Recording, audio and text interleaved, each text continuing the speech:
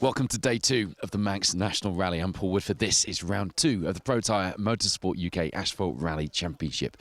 Special stage live with you for both runnings of the Baldwins stage. We are delayed by around an hour due to the cancellation of stage 12 due to a non-rally related issue which needed sorting out, and the stage had to be delayed and subsequently cancelled to allow emergency vehicle to pass through, but as I say, not rally related. We did have the first stage of this morning though, stage 11, and in there we had a bit of news for you. As you know, our top 3 Protyre crews overnight were Niall McConaughey, Keelan McKenna, David Wright, Jane Nicholl and Jason Pritchard, Phil Clark.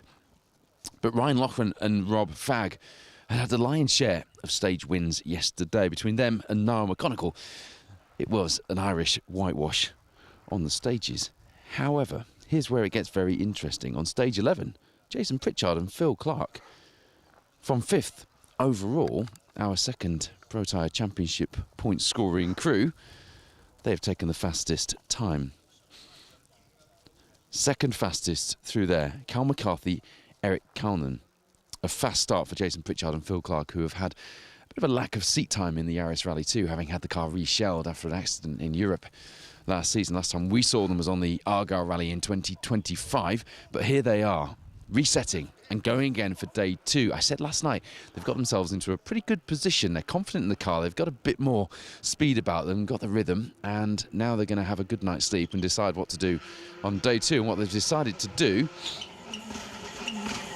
is go absolutely flat out. But there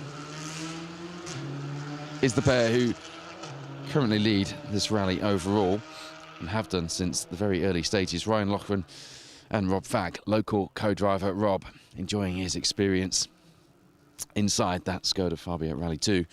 It's a great looking livery on that car as well, isn't it? And perhaps with, I think this being, I did have a look and I couldn't see another Manx Rally adventure for Ryan on his rally CV, so I think this is a very good example of what we always talk about when it comes to local knowledge. Not many co-drivers have the experience that Rob Fagg has on these stages, and he knows them pretty well, being a Manx resident. So the man you want in with you on this rally, and there is proof. But what a battle we have had. David Wright, Jane Nicholl were absolutely on it yesterday. There's our leading Protyre points registered crew. Niall McConaughey, Keelan McKenna.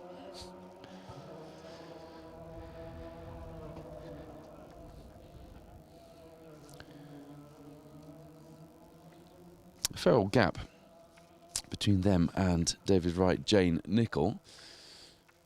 But when it comes to the championship, and of course we are only 2 rounds in, having had the East Riding Stages rally at the start of the year over in Yorkshire, and then a huge gap to this Manx National Rally. Championship points are important, particularly for David Wright, who, having had a bit of a rough East Riding Stages, it is fair to say, comes here 11th in the standings. Needs those points. Look out for Lee Edwards and Sam Spencer, who are now in a bit of a chasing position, actually.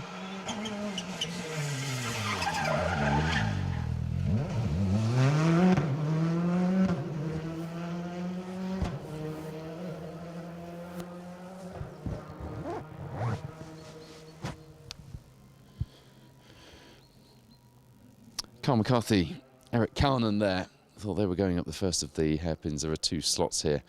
And I must admit, when we were walking up, I did think those arrows would catch me out as well if I wasn't quite listening to the co-driver and didn't have my distances nailed down. We had a few examples of that yesterday, didn't we? You think you're listening to the co-driver until you're not. Like some kind of strange virtual chicane, didn't it? Hammering on the anchors and grabbing the handbrake and then carrying on. Won't lost too much time with that one, though. Yeah, Gordon Montana Morrison, Ian Parker came on very strong yesterday. It was a fast start for Lee Edwards and Sam Spencer, showing the class we saw at the East Riding Stages, as you see there. our second place Protyre Championship registered crew, David Wright, Jane Nichol, who have well and truly got the bit between their teeth. A couple of third fastest times yesterday on the stages.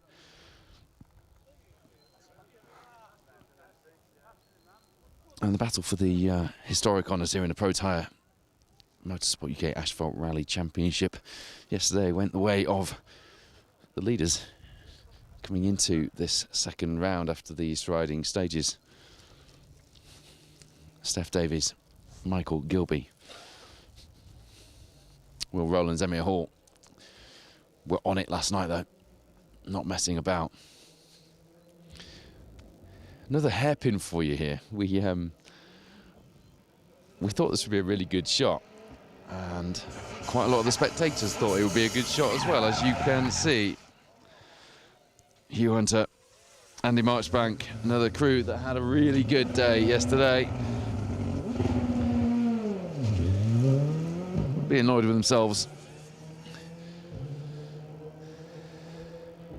but a little bit of time lost, no harm really done there.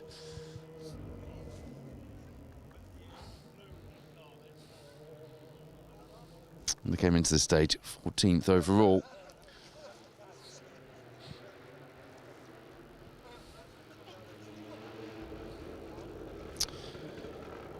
And they need 2 points on the board as well for the championship. Now overall position, the general leaderboard, not the championship leaderboard, 19th in the standings. Lovely stuff from the man who took the stage win on the opening stage of today, stage 11. Jason Pritchard, Phil Clark, a 3-time Asphalt Rally champion on these roads, a 5-time Manx Rally winner in a Focus World Rally car, looking to make it a record 6 times.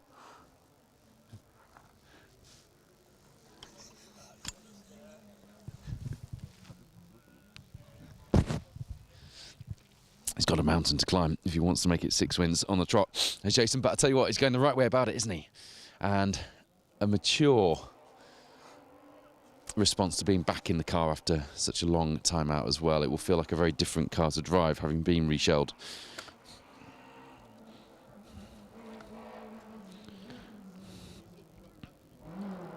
Good selection of stages for you today. We'll come to that in just a moment.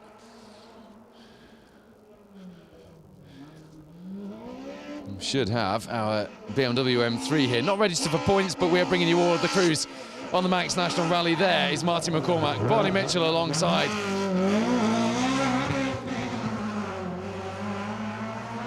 Goodness me, it's like being back in the early 90s, isn't it? Absolutely throwing that BMW around. Supremely impressive yesterday, 7th overall, and with that we're sharing the billing with the British Historic Rally Championship crews and leading those, of course, and the leading 2-wheel drive car on the overall results as well overnight. As you might imagine, quite a few BMW M3s on the results and on the stages yesterday.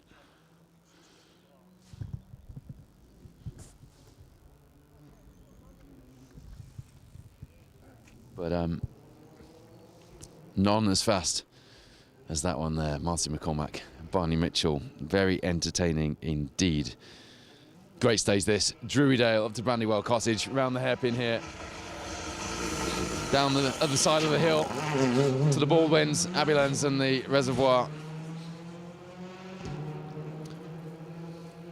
As you see, Ian Forgan and Chris Lees, the crew who had a pretty successful day yesterday.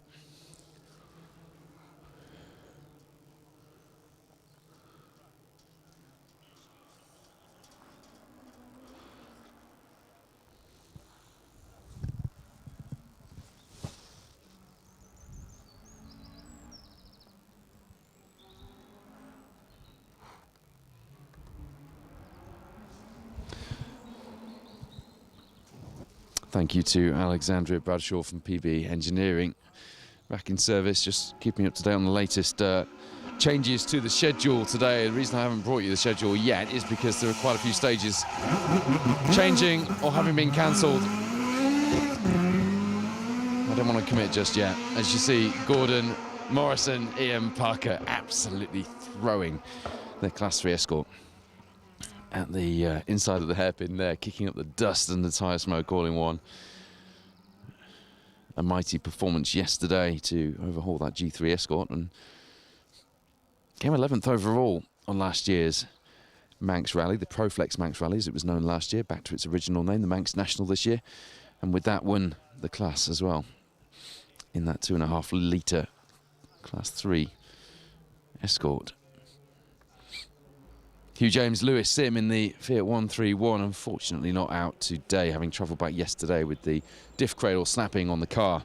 They're going to regroup and come back for the Jim Clark in a couple of weeks. Steve Wood, 2022 Protyre Asphalt Rally champion, showing his retire. Thank you to our media guy, Paul Evans, for that.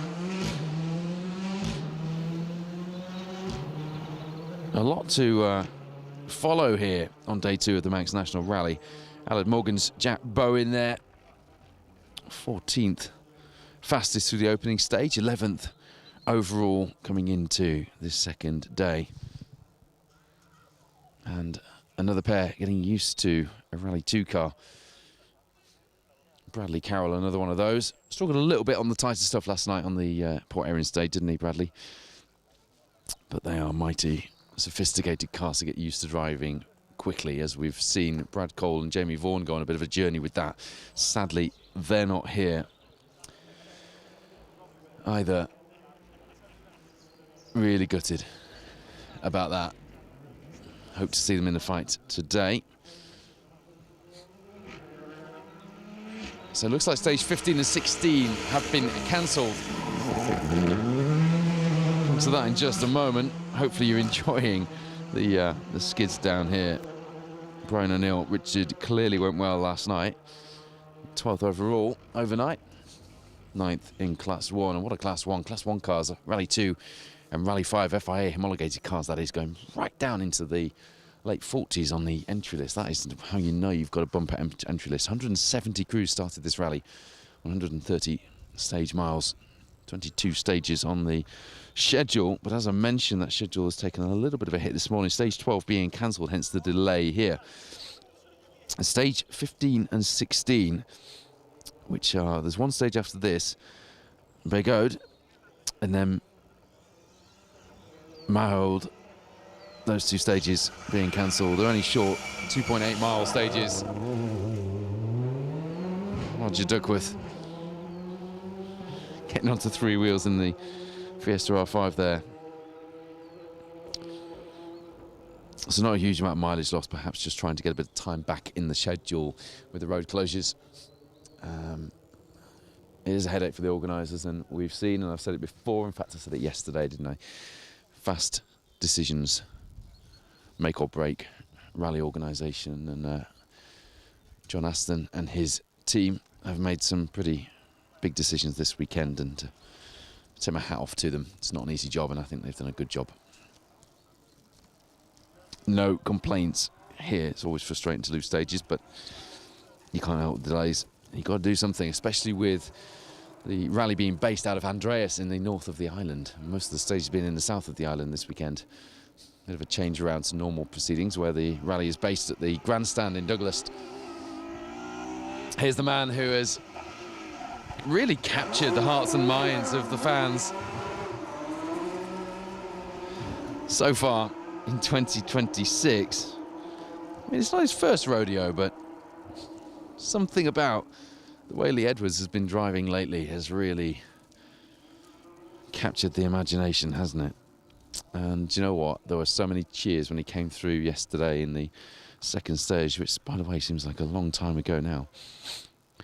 So this stage is the Baldwins stage, the first running of the Baldwin stage, 12.41 miles to be exact.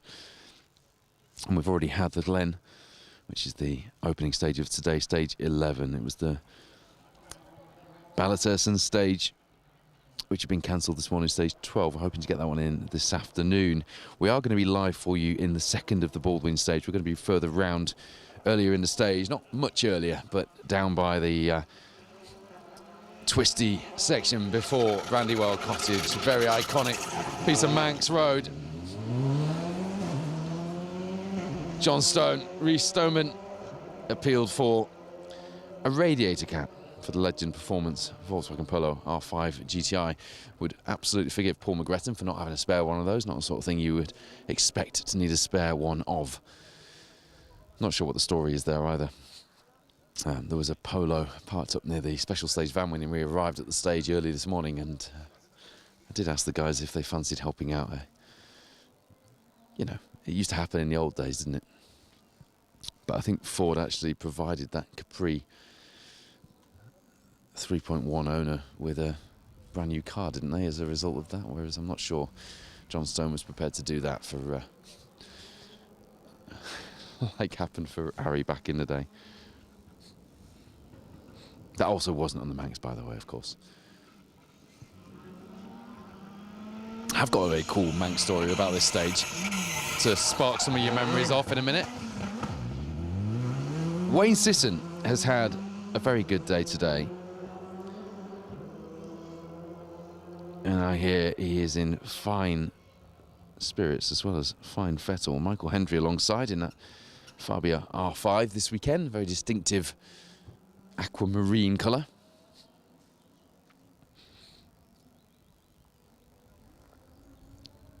Sneaked into the top 20 overall on last year's Manx National. 4th in the class. It was in the Mitsubishi Evo 10, of course, last year. You might argue he's got the tool for the job in 2026. Let's see how that goes for him. 16th overall overnight, 12th in the class, and was 18th fastest on the opening stage of the day. We're going to see a hairpin, a donut of the hairpin there, maybe even two, from Steph Davies and Michael Gilby. And it's funny because the story I was going to tell you about this stage, and producer Wayne will appreciate the poetry in that, we were talking about it earlier, was it 89, wasn't it? Russell Brooks in the Heat for Hire Sierra and Mark Lovell in the Works Sierra was told to slow down and allow Russell to pass him on the leaderboard. I think it would have been for the Irish Tarmac Championship, which was the Manx was a round off back then. And Lovell famously did a donut in front of the TV cameras in protest, causing quite a controversy at the time. Now, I'm sure that Steph Davies hasn't been asked to pull over for anybody, and nor would he this weekend, but nice little bit of poetry there.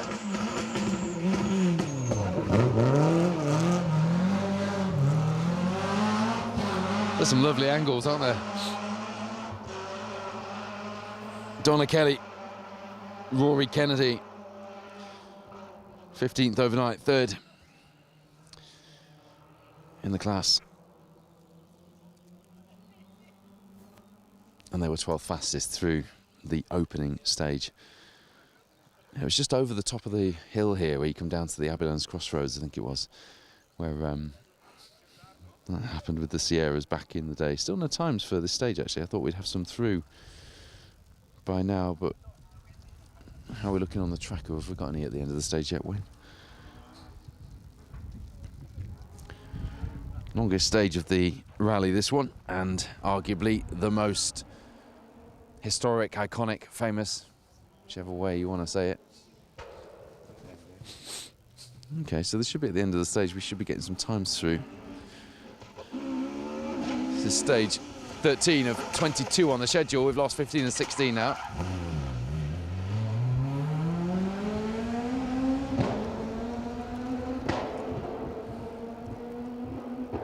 Kyle Adam, Stephen Brown had a good day yesterday.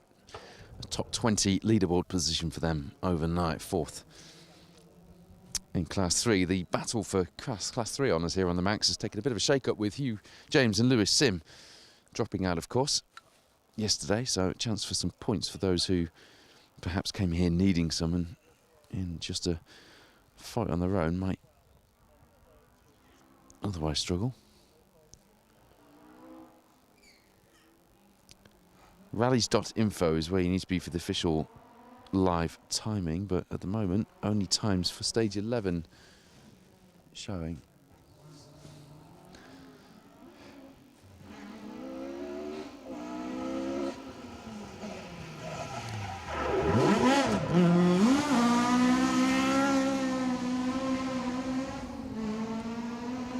Seen a lot of tyre smoke, haven't we, so far this weekend? Damien Turish, Kevin Duggan have been responsible for a fair amount of it.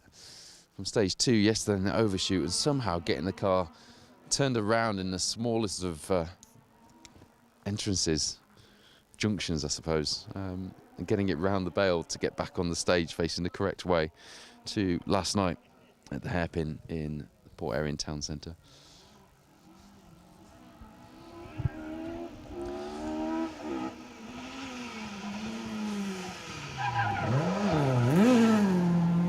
And there's the man challenging for historic cup honours here, the Manx National Rally in the Protyre Motorsport UK Asphalt Rally Championship. It is Will Rowlands, Emir Hall alongside. Well, we have a short break in the action.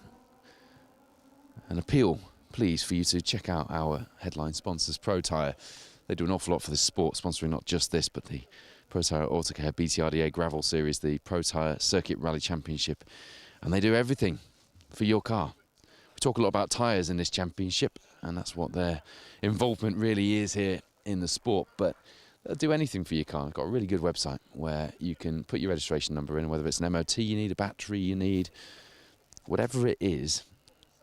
The information is all in one handy place, really easy to use, and there'll be a Protyre Auto Centre near you. So do check that out next time you need something for your car. And you know what? If your car's had a busy year like mine has, you can book a free health check at your nearest Protyre Auto Care Centre. Ben and Stephen Smith, another crew who have been absolutely smoking those tyres so far this weekend. Very entertaining with it. And you know what? It is absolutely fine to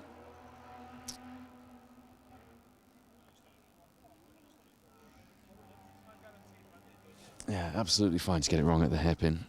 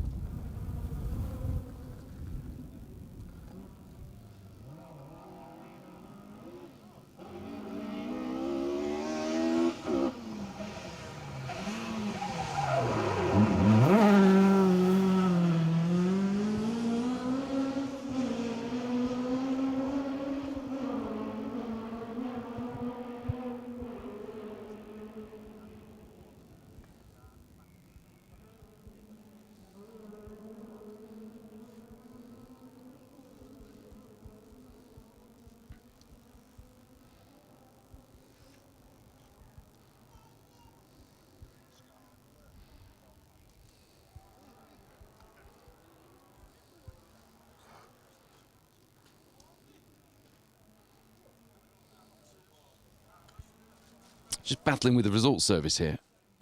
Don't know why they have to change what they're doing as we go into the second day of a rally, but individual times with positions should give us our leader point. There we go. Now they're up. So I can tell you that Jason Pritchard and Phil Clark are on an absolute charge. And when I say an absolute charge,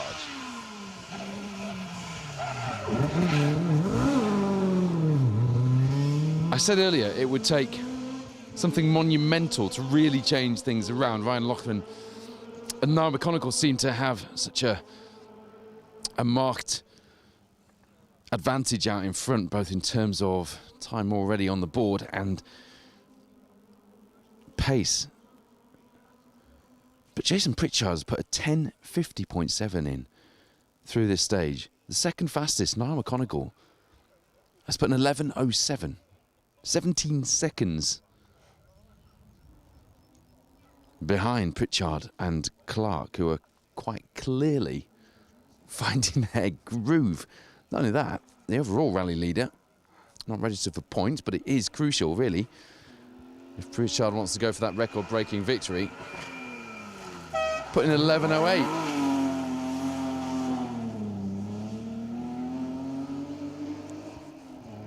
That's an incredible time from Pritchard, isn't it? George Collister, Janet Crane, getting all kinds of angles on the hairpin here. We don't often bring you hairpins. I can't think of that many rallies where there are decent ones where you get lots of action. Rally Ceredigion, perhaps, is another one where we tend to try and grab a hairpin or two during the weekend. But this one's good. Plenty of action, plenty of runoff, plenty of room to get it wrong and style it out, and plenty of spectators to add to the visuals. We all like to see a busy rally, and this one has been particularly busy, hasn't it? Ryan Burns has been getting steadily quicker this weekend, probably due to the experience alongside him. Welshman James Morgan swapping Iceland Price's Yaris Rally 2 Castrol liveried car for Ryan Burns' Fiesta. He was 13th quickest through the first stage this morning. If you're just tuning in, this is day 2 of the Manx National Rally. It is round 2 of the Protyre Motorsport UK Asphalt Rally Championship. And if you're following the times, you will know that Jason Pritchard and Phil Clark have somehow managed to leapfrog themselves into a, well, before long, it could be a rally leading pace.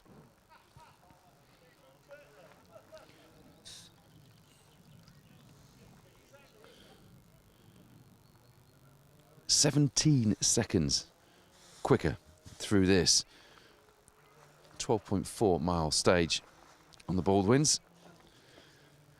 A stage that, to be fair, there's no one here in the top of the leaderboard who knows it better than Jason, or who has gone better over it over the year. The PB engineering team worked until 1:30 this morning to get Ryan Burns' car back out after an issue presented itself after the final stage last night. Well done to the team for that, and great to see Ryan and James back in the action today. They're still throwing the car around as a result.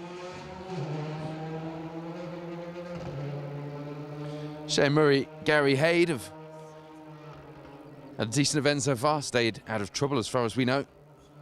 Just in the mid-20s as far as the overall leaderboard was concerned overnight. That pace from Pritchard has made me pretty excited for what is to come today, because we've got a lot of mileage today. Went into the day with 76.5 miles. We've lost a bit of that due to the cancellations. Gordon Cunningham getting it just right in the Evo 9.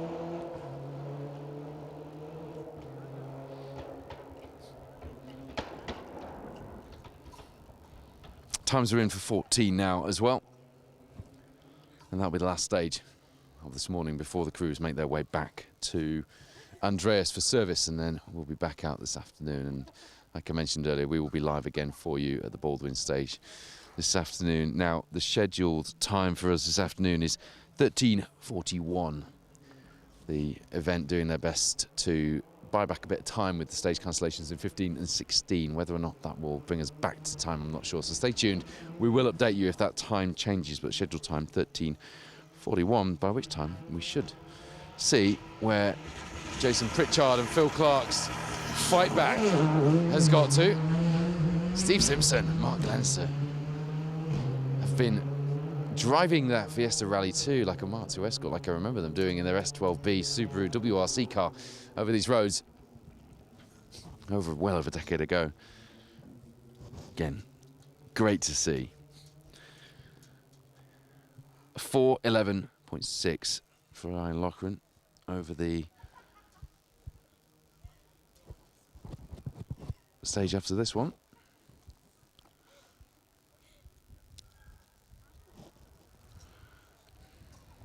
It's only a 4.34 mile stage compared to the 12.4 that they've done through the Baldwins, which has clearly suited Pritchard, hasn't it? 4:16.6. 5 seconds back for our Protyre points leader at this stage, Niall McConaughey. Keelan McKenna in the Volkswagen Polo. What has Pritchard managed to do through there?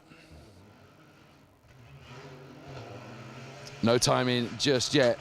But I'll tell you what, Niall McConaughey has been knocked off his perch for second fastest through stage 14 by not only Carl McCarthy and Eric Calnan, but also David Wright and Jane Nicholl, who go second and third fastest on that stage, respectively.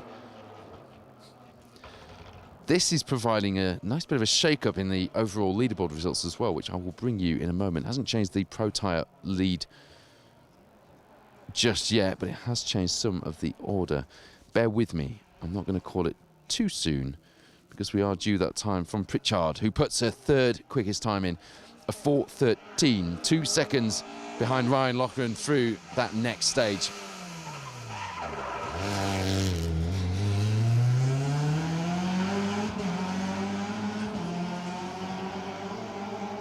Ben Hardy, David Radcliffe were wild last night, weren't they? Very entertaining indeed in that town centre stage, especially around the hairpin. So that all of that means that Jason Pritchard and Phil Clark are now in a chasing position. What are they going to be? 45 seconds back from Niall McConaughey and Keelan McKenna, and taking time back with every stage so far this morning. Crucially, they are third overall in the rally. Crucially, it puts them in second place in the point scoring crews. David Wright, Jane Nicholl down to third at the moment. Less than 2 seconds slower through that following stage after the Baldwin stage there. The crews have just gone and done the Begode stage.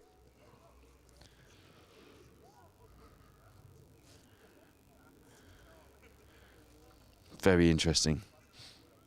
Carl McCarthy, Eric Calnan, who were registered for points in last year's championship, not so in 2026. Perhaps wishing that they were. They might ponder on that afterwards. Likewise, Hugh Hunter, Andy Marchbank, 4th and 6th, respectively, with the David Wright, Jane Nicholl, the filling in that sandwich at the moment. Martin McCormack, Barney Mitchell, still the fastest of the two-wheel drive cars on the overall leaderboard, still waiting for their time through. It's just dropped through from 14. They did a 4:24, 7th fastest at the moment through there. Currently 7th on the overall leaderboard.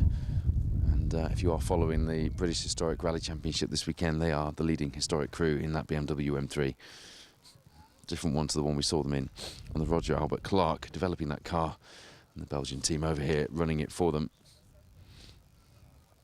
Rallies.info then is where you need to be. Those individual times with positions will give you the leaderboard as well as the individual stage times as they drop through, and give you a bit of a view of things as they've gone so far this morning. It is a wholesale switcheroo, though, from what the stage trend looked like yesterday. First and third on the first 3 stages of the day for Jason Pritchard and Phil Clark, which is very much what Ryan Loughran and Rob Fagg's stage trends looked like yesterday. They've got third and first. Getting back on the pace through stage 14 before the crews head back up to Andreas for service. Niall McConaughey, Keelan McKenna still doing the business out in the lead of the Protyre crews, though, at this stage.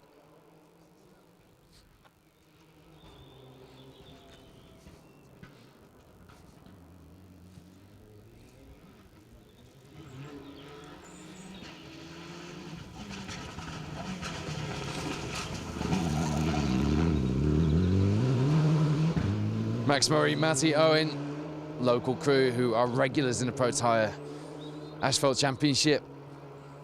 They've gone well so far this weekend.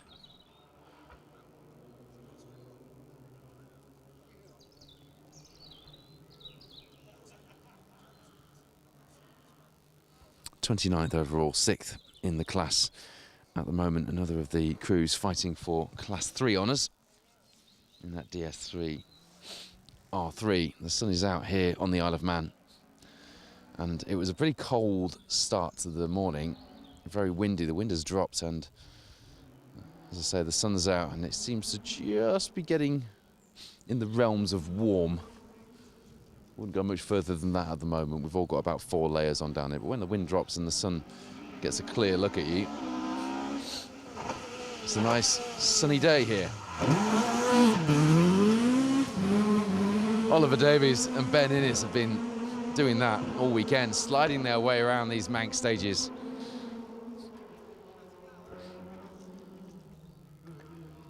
Ten stages yesterday, over 60 stage miles.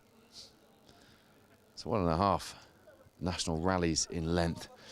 And today, the stage mileage almost 76.5, almost 2 national rallies in terms of stage distance.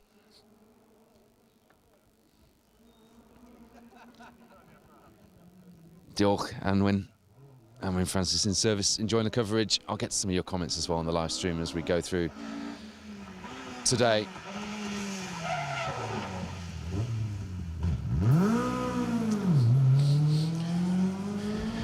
Rudy Lancaster, Andrew Richards haven't really done anything wrong this weekend, but they don't seem to have had the confidence in the car. They certainly weren't up for chucking it around last night on the hairpin in the town centre, were they? Likewise there. And Rudy has competed here in the glory days, hasn't he, in the early Group A days.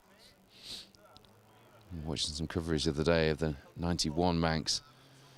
And there was Rudy in his, he was in a Sierra, wasn't he, back then? The likes of Colin McRae and the Rothmans' legacy in those days. Heady days indeed.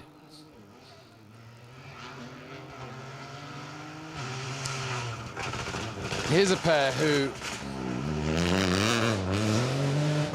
have really got to grips with that Rally 4 car very quickly, haven't they? Coming into today, second in the class on the overall leaderboard. 30th overall, Luke Constantine, Ivan Devine.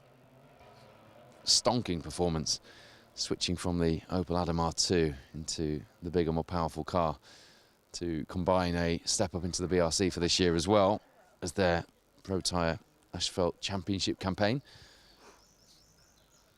We've still got Tom Constantine in the little Opel Adam to compare the times with, of course, to make sure that that was a step up indeed, and it certainly has been so far.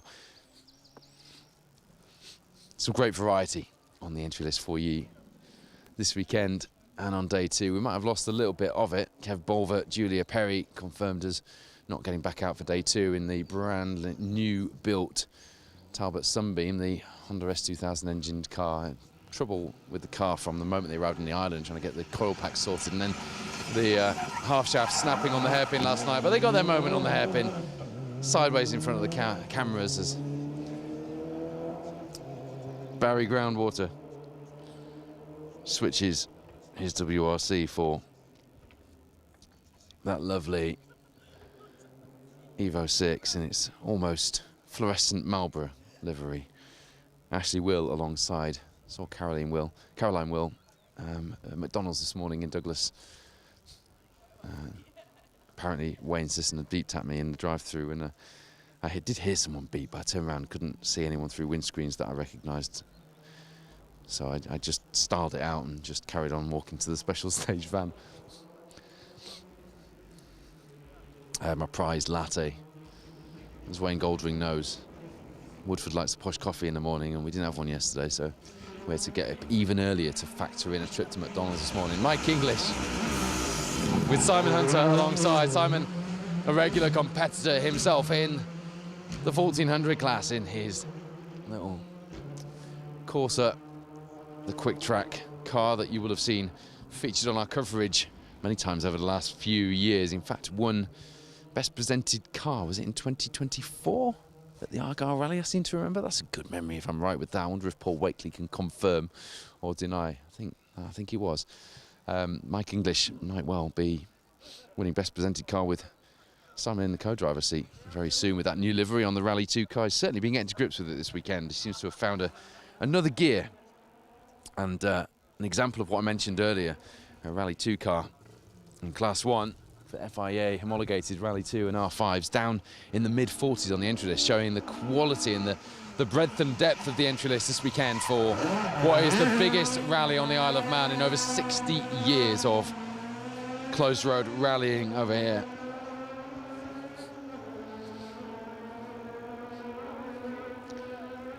David, Ewan Jones, Nigel Roberts have had a fast event so far to be 7th in the historics, 36th on the overall leaderboard overnight. If you are just tuning in, welcome to the Manx National Rally. I'm Paul Woodford. You're listening to Special Stage live from round 2 of the Protyre Motorsport UK Asphalt Rally Championship, where our championship leaders overnight, Niall McGonigal, Keelan McKenna, from 2nd overall on the order, have seen no real change. But what's changed is the crews chasing behind. Jason Pritchard and Phil Clark putting in 2 fastest times to start today, and the second time through the stage that you're looking at here, the Baldwin stage, including Druidell, Brandywell, Cottage and Abbeylands, the most iconic, the longest by a margin or 2 stage on the event, was startling. 17 seconds they took out of their closest championship rivals as the Darien sounds glorious.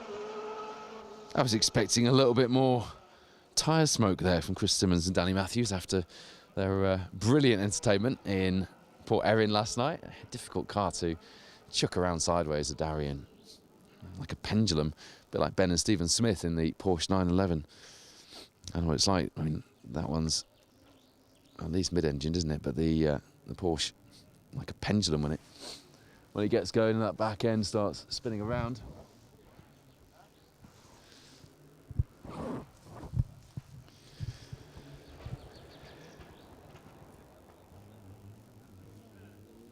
Yeah, so the big change is Jason Pritchard and Phil Clark, who have absolutely got on their marks this morning, having had a bit of seat time in the car, got back into it, and then seemingly reset things and just decided to come out of the blocks absolutely fighting. They obviously like this stage. Ian Taylor, Louise Lewis there in the Evo. Good time for them through the first stage of the day, actually. 35th quickest overall, 6:07.7 in that Evo 9. But Pritchard knows the stage well. He won 3 titles here in the Asphalt Rally Championship, and he took 5 overall wins on the Manx National Rally. And that isn't by accident. You know, this man knows what he's doing.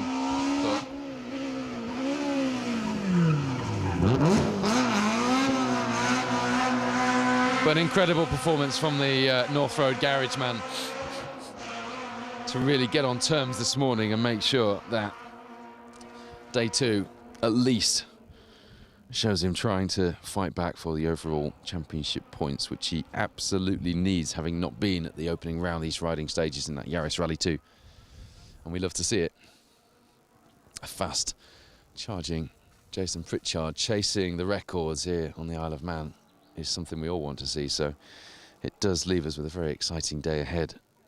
Take nothing away from Ryan Loughran, who comes here doing his first Manx and has used all of that experience alongside him in Rob Fack to be convincingly leading up until this point on a pace that nobody has been able to match.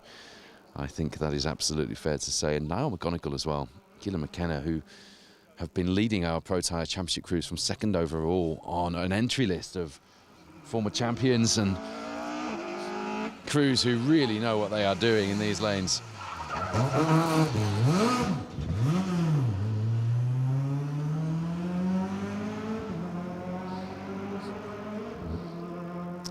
If you're watching along with us this morning, we had a bumper crowd with us yesterday. Thank you for joining us. Please do tune in and tell us where you're watching from, either on Facebook or on the YouTube stream this morning. It's all at specialstage.tv. Ronald Ferguson watching from Calendar in Scotland. John James Pugh is enjoying the coverage. Chris Evans is in sunny Cardiff. Best of luck to Ian and Louise in the Mitsubishi Evo. You just saw them through and they were doing a decent job through there, weren't they? Sam Kimber watching from the start of stage 12. Unfortunately, won't have seen any competitive action. Hopefully, Sam, you can get to one of the other stages running today. 15 and 16 have been cancelled, of course.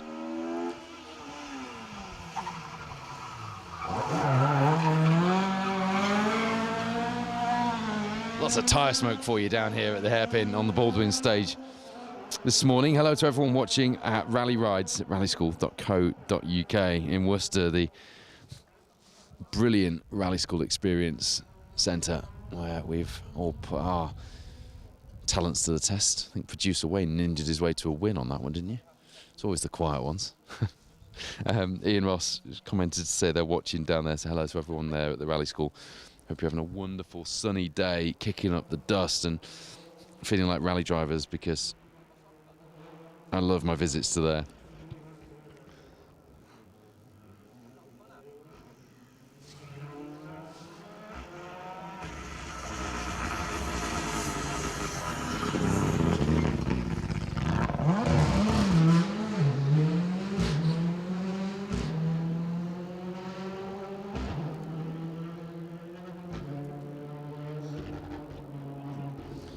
Bradley Carroll, Gareth Short then in that stunning and impeccably prepared Fiesta Rally 2.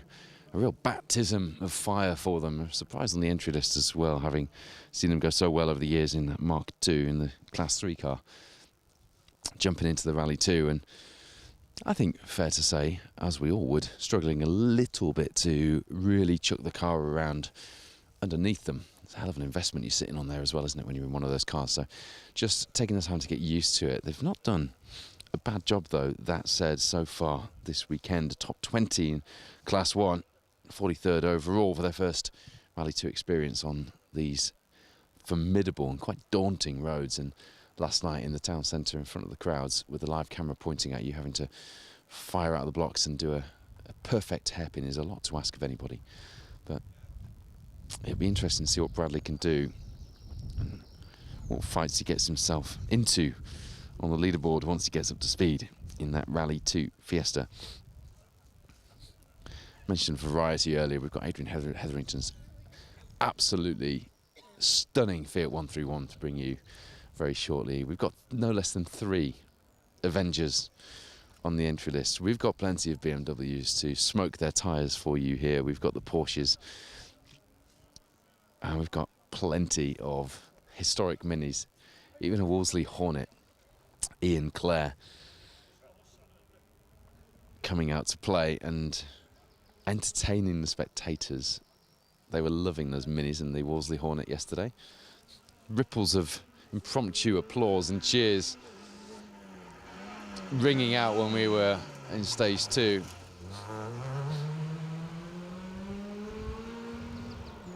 Harry Fox and Kaylee Cannell there in the Fiesta ST. Quite a few ST trophy cars. I haven't seen a rally entry with loads of Fiesta ST trophies on for a while, so it's good to see them out. Good to see that they've still got a home on the stages, because they're brilliant little rally cars and quite serviceable, actually, given the parts that are on them. I think the gearboxes are about the most troublesome part, aren't they? And you can always stick a standard or alternative box in there, as many have done. But great fun little rally car, great fun little road car. Had 2 of them and would happily have a 3rd. Obviously, I'm all about the minis at the moment. Tom and Sue Hind have their R53 mini for us to look forward to later as well. And they're getting up to speed and just feeling their way in that modified supercharged mini.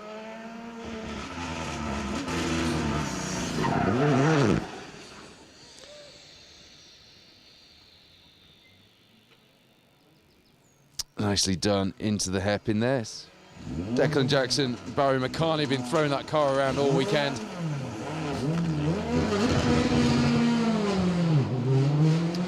Can't begrudge a stall or 2, no judgment here. Sean Kelly, Ben Wild just sneaking through there in the Evo, and that will really frustrate the Rally 2 pair. won't it, as they get up to speed and want to be chasing them down through this stage.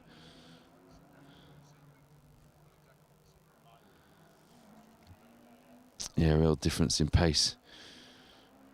33rd fastest, 66th fastest through the previous stage for that pair there, so I'm sure it will be a role reversal by the end of this 12.4 mile stage. Druidale, Brandywell Cottage, Abilans, the Reservoir. It's got it all.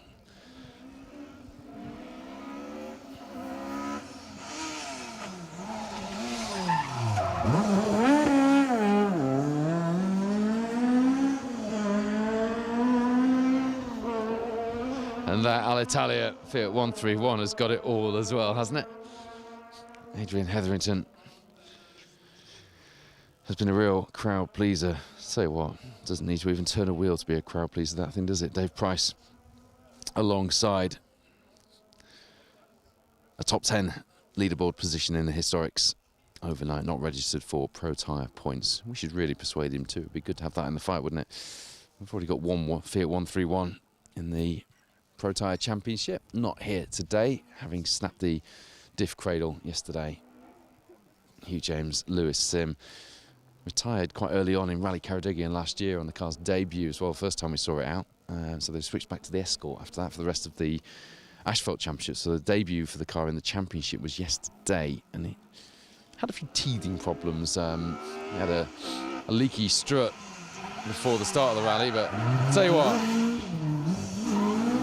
you can tell Richard Jordan has been to Europe, can't you? He and Sam Collis have been ever so entertaining in that Mark II. Every time they see a camera, and sometimes when they don't, I dare to imagine the Shell Oils Car Prep Mark II looks absolutely gorgeous, doesn't it? Just snaking their way through there. You could see Richard just putting adjustments in the steering as he'd got the car sideways into the hairpin there. A man who really knows how to get the car at the right angle, and then just took a swipe at the scenery on the way up the hill, but nothing to worry about there. Glorious scenes, and as you can see in the camera, I do like seeing a busy rally stage. Spectators still arriving here.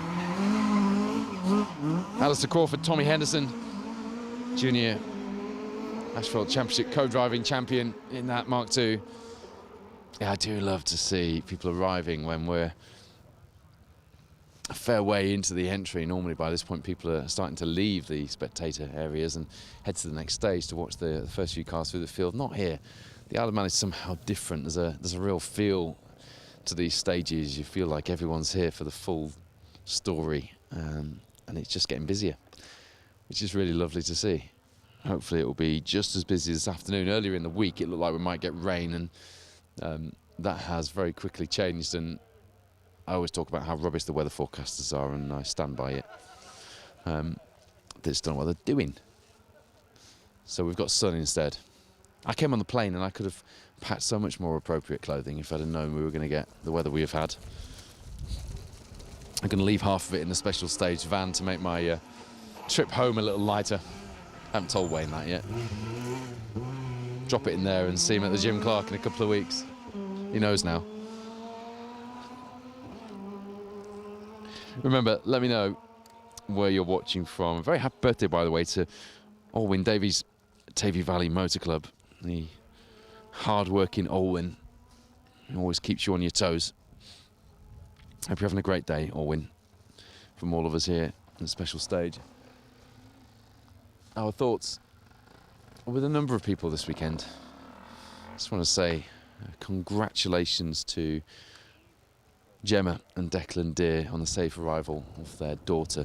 Now, Gemma, I'm not going to get myself in trouble by trying to pronounce that first name, so you're going to have to teach me that one because I've forgotten what it is, but it's a beautiful name.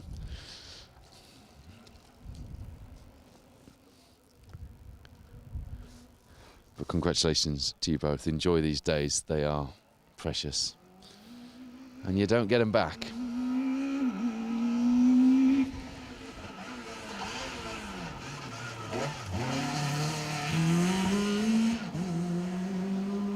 Our thoughts, of course, with the family and friends of Darryl Taylor, who very sadly, after a medical incident yesterday, passed away. during stage 1 of the rally. The details as we know them have been released on a statement. We'll be making no further comment than that, but we do want the family to know we are thinking of them, and they are all in our thoughts this weekend, the competitors, the organisers and the media here at the Manx National Rally.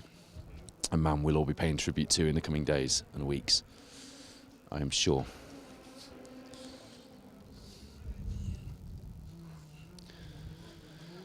And this was the last rally we saw Di Roberts on last year. In his Peugeot 205, place he loved to come.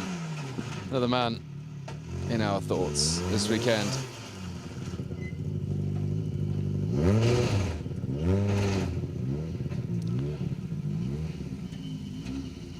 And I wasn't quite sure. I was going to say I wasn't quite sure what was going on there, but I think we're about to find out.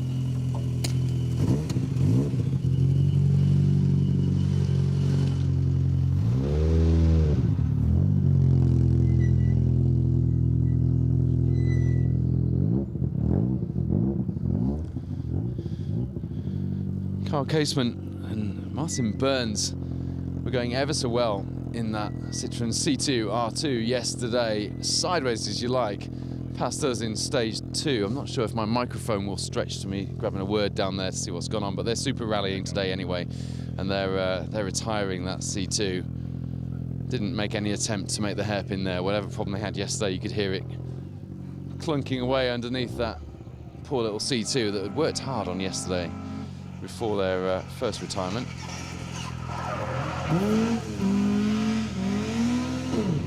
Gary Yeomans, Carl Edwards have had an entertaining day so far, and looks like more of the same here on day 2 of the Manx National in their Mark II. Yeah, don't forget to let us know where you're watching from, and I will get to all of our live feeds to give you a shout out. There's a great clip of Lee Edwards and Sam Spencer coming around the hairpin here that we've just posted, actually, as well as the live coverage. Paul Hartley Nags is watching from Branston in Staffordshire. Good to have you with us. Alan Green wishing Wayne and myself good morning. What about Sam? He's on the camera. I'm sure he meant you as well, Sam. Alan Durham's watching from Preston. Good to have you with us. Jamie McBain says the 205 Maxi on 2 wheels in the lanes next year. That sounds like a good idea, Jamie. How about a 306 Maxi in the lanes? Another one. Forgot to mention Alex Kirkwillie earlier when I was talking about the variety that we've enjoyed so far on the entry this year. Berwyn Evans and Rhys Edwards there in their 2.5 litre Escort. Yeah, I think a Maxi of some kind with spark developments down the side would certainly fit the bill. Charlotte Wainwright was watching from the wet sidelines of her daughter's football match, but now home with a cuppa, and the sun is starting to shine again in North Yorkshire. See, I bet the weather forecast has been sunny all week there as well, hasn't it? They're not weather forecasters anymore. They don't know what they're doing. There's no scientists going on. Alexandria Bradshaw says the team are watching from service. Alexandria recovering back at home after some emergency surgery. We wish you well, Alexandria, and well done to the team this weekend. Oh, Baz Jordan. Oh, well, Jenkins almost doing what the Citroën C3 Rally 2 of Carl McCarthy did earlier. Chucking it into the first hairpin. And just pointing out, I don't think Baz is quite listening to Arwell properly there. And I say that, having done exactly the same myself. Joe Mabel Hughes. Hi guys, watching at home. Going to watch their first Comp Safari rally tomorrow. Looking forward to the Border Classic next weekend. Yeah, their first grassroots motorsport experience, joining us on the Classic Tour. There's quite a few Classic Tours coming up as well. North Humberside Motor Club do have one. I was hoping that Ian Gibbons would have sent me an update, so I had the full details to share with you, but I don't at the moment. I can tell you that North Humberside Motor Club have a Classic Tour on the 31st of May. As you see Alex Kirkwillie and Dan Petrie in the glorious Weaver Motorsport Peugeot 306 Maxi. Completely built and developed from scratch with all of the team's knowledge on building Super 1600 Vauxhalls. A lot of Vauxhall kit underneath that Peugeot Maxi body that we saw debuted at the Roger Arbor Clark so well with Neil Weaver. Now being put to good use as Alex Kirk-Willie swaps it for his Nova GSI and just gets used to the wider track and the additional power that comes with that Peugeot. Yeah, so Northampton Motor Club have got a classic tour on the 31st of May, and the Border Classic is next weekend, so please don't tell me that motorsport is too expensive and then not enter your local classic tour if you've got a car remotely capable of doing a classic tour. Gareth Price, Liam Evans have been entertaining that BMW Compact. They could do a classic tour in that, you know. The Border Classic next weekend, next Sunday, 17th, takes place in North Lincolnshire in East Yorkshire. It costs 20 quid to enter. You get a Tulip Road book. No restrictions on age, no licence required or anything like that for navigators. So my 11-year-old Cole is going to be doing it for the second time with me. And there's still entries available if you go to the Border Motor Club website if you are in that neck of the woods. If you've got a classic car, a rally car, car of interest, any car really. I mean, it's meant to be 20 years old, but I know if you appeal to the organisers, if you've got something else that's not quite 20 years old, but you want to have a bit of fun with and enjoy some great roads, they will happily bend to give you an entry. But Classic Tour Rallying is a great way in, and it's a great way of experiencing rallying without breaking the bank, and a great way of having a good day out as well, you know.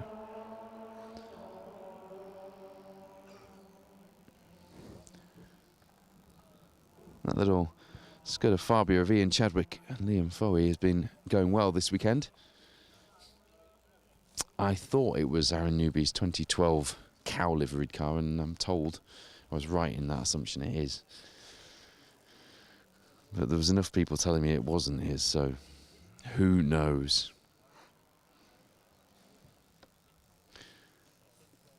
You can't win when you make a claim like that on a live coverage of a rally, believe you me.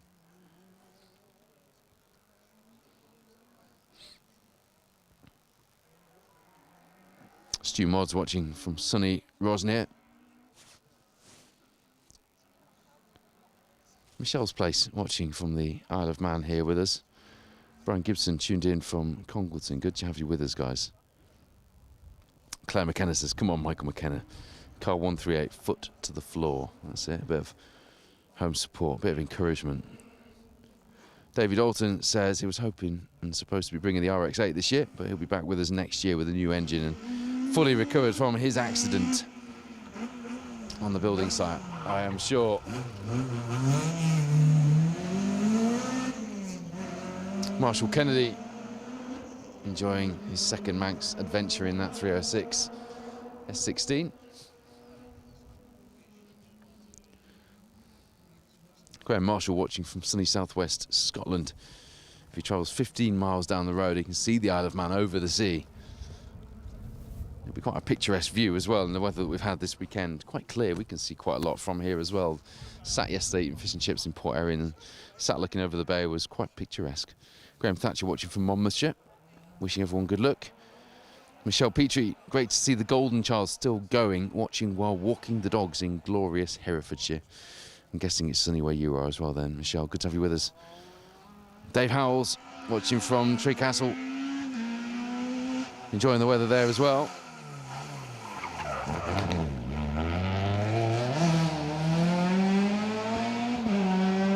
Gary Healy and Niall Myers have been another crew that have been very entertaining in that green Civic this weekend.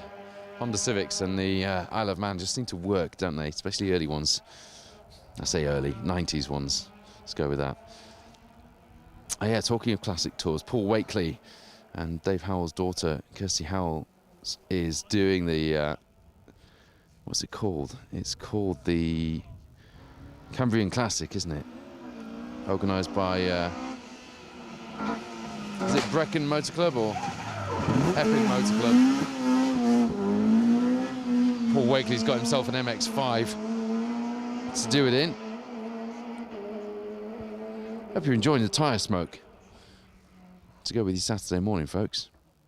Mark Weller's watching from a chocolate factory. It's not as nice as it sounds. He's here testing their appliances for safety compliance. Not testing the chocolate then, Mark. But it smells good, though. I went to a chocolate factory near Le Touquet in France when I must have been, what had I been, 16, 17? 17, I must have been driving. And I was with my parents and went to this tour of a chocolate factory. There's a big red button that said, "Don't press." And I pressed it. And my brother looked at me and he just shook his head and walked away. And one part of the conveyor belt stopped, and it was a marshmallow chocolate conveyor belt. And it all started crashing into each other, and it was like a big pile-up of marshmallows and chocolate. Got in a lot of trouble that weekend. So I'm not allowed in chocolate factories or anywhere where there are big red buttons or things I can crash. Ryan Fagan, well, they sometimes let me crash things. Ryan Fagan, Jordan Joins, been having a bit of a smoother run this year on the Manx. Last year for Ryan didn't go so well. Keegan Rees alongside, and I took that picture of Keegan changing the one of the two wheels that Ryan smashed on the night stage on the Friday night. Nice atmospheric shot as the spotlight's picking Keegan out, although he would have preferred to be less atmospheric and be back in service by that point, I'm sure. But Ryan getting back up to speed and doing a good job this weekend.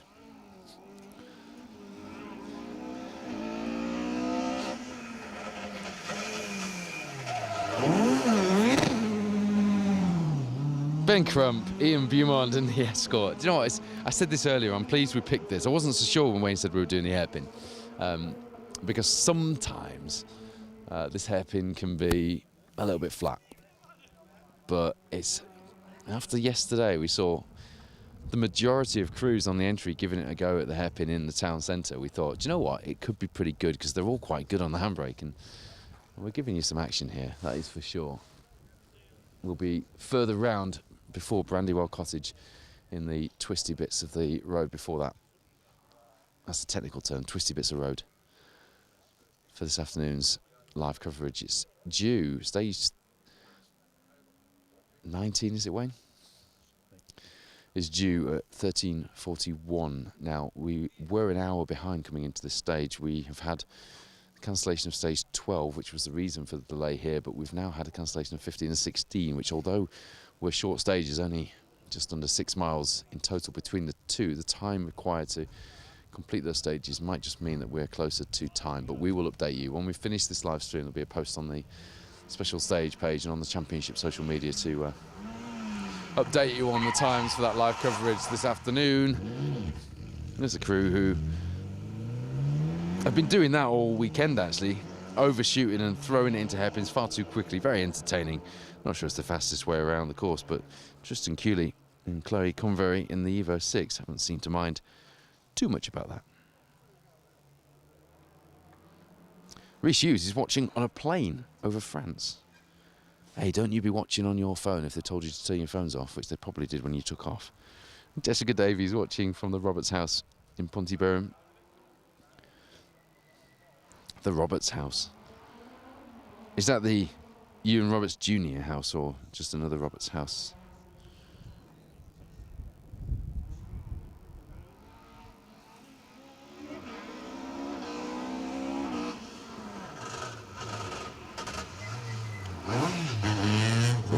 Thought we were going to get a bit of broken gearbox left on the floor by championship contender Jack Ives there with Louis Baines in the Class 6 Escort.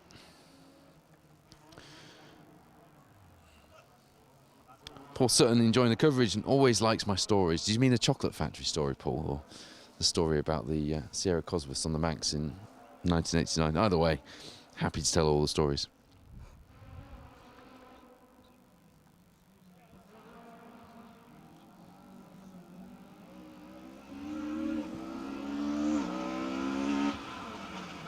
Finley Kinnan asks if the crews have been through Magold 15 and 16. No, those two stages have been cancelled. There's Ewan Roberts Jr. if you were talking about them.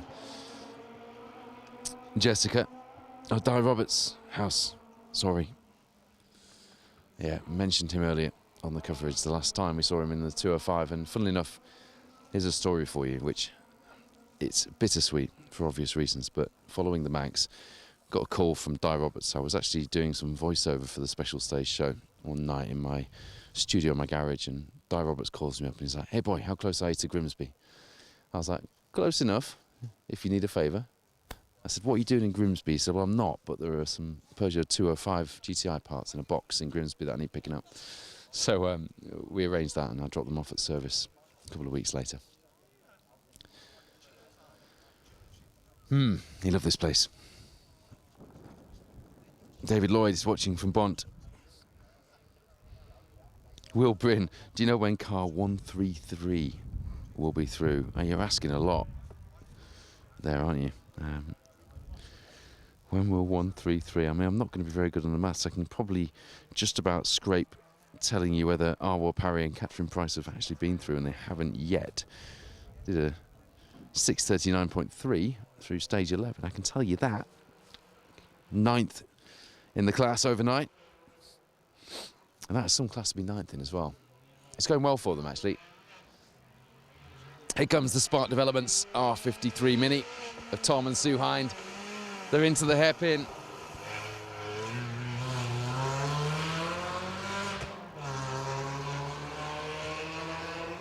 And nicely done as well. The car looks nicely set up over the cattle grid up there. I mentioned the moment that Kay Thompson and Charlotte Wainwright had on that cattle grid when the cars were coming down from Sartfield, weren't they? Because that last year was the year before, I think, wasn't it? Last year before. And the cars were coming from behind where we are, and they were going split right up the hill here. And that Micra did a bit of an Ari Vatanen over the cattle grid.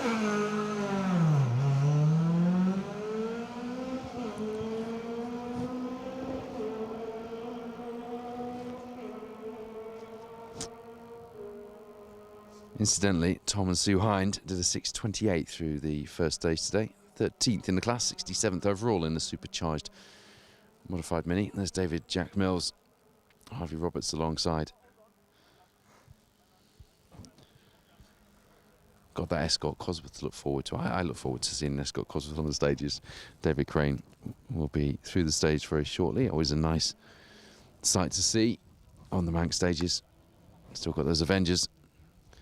We've had the Fiat 131 now.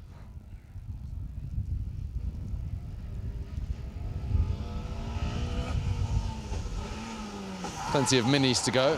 205 GTIs, Nissan Micras, and plenty of sideways action like that still to entertain you for your Saturday morning, wherever you are watching from. Remember to let us know. I'll get to your comments on the YouTube live stream shortly.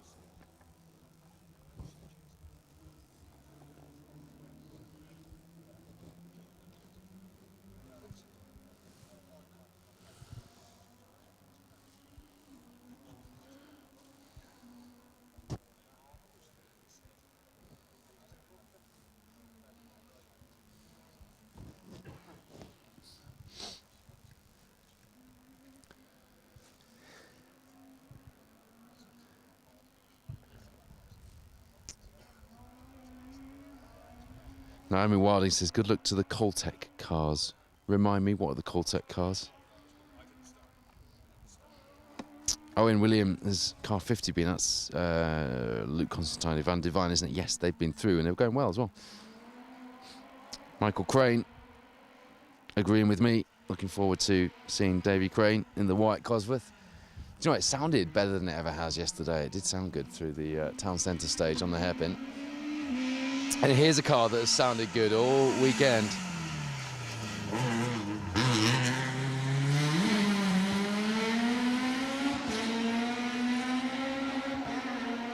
Gary Oliver and Sean Rowlands took a 10th place class finish in 2025 in their little Manx Civic.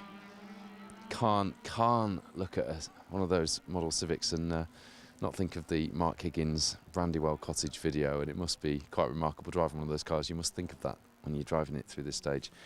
They were running the stage the other way around, though, weren't they? And they came up and hairpin right at the cottage. I seem to remember that year in the BRC.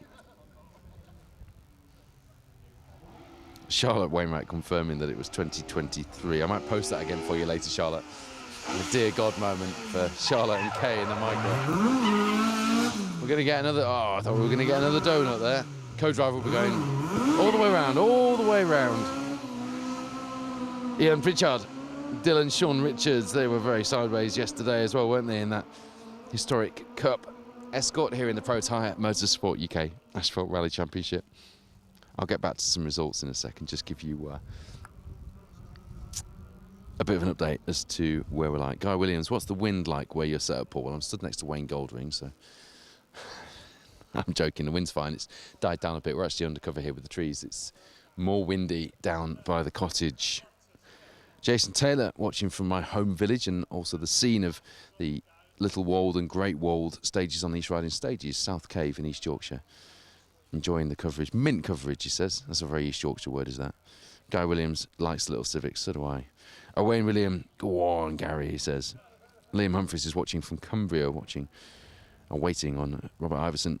Oh yeah, little Ford KA. They've been going well. Got a picture of them yesterday, which I'm yet to post. Took a few pictures yesterday that, with what happened yesterday, it didn't feel like a day for posting lots of pictures and being that celebratory, so save some of those for later in the weekend.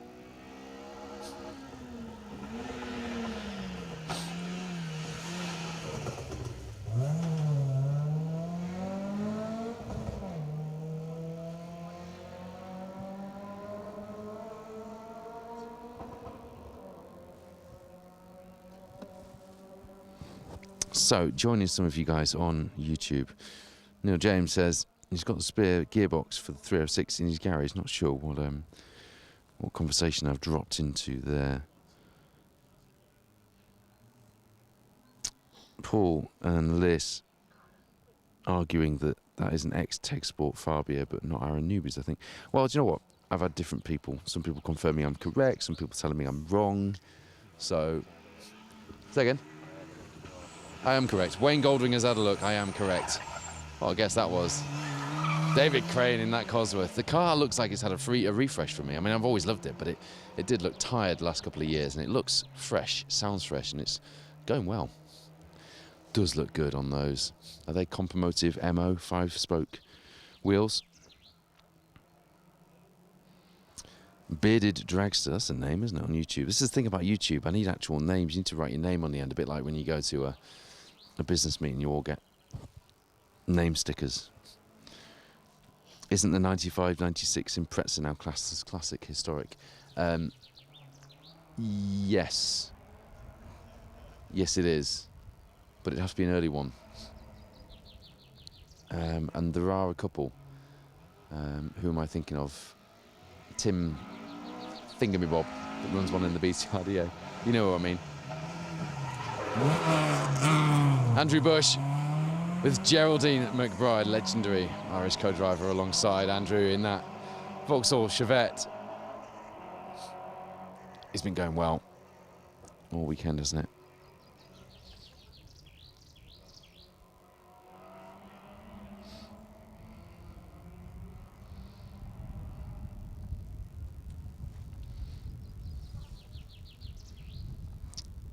Just looking to see what they did. 6:27.8 through the first stage of the morning, stage 11. 14th in the historics. 67th overall in that lovely works spec Chevette. Bearded Dragster, what engine is in that Maxi? It's a Vauxhall engine in the Maxi, isn't it? I believe. I think it's a basically Vauxhall Super 1600 running gear in the thing, but I stand to be corrected.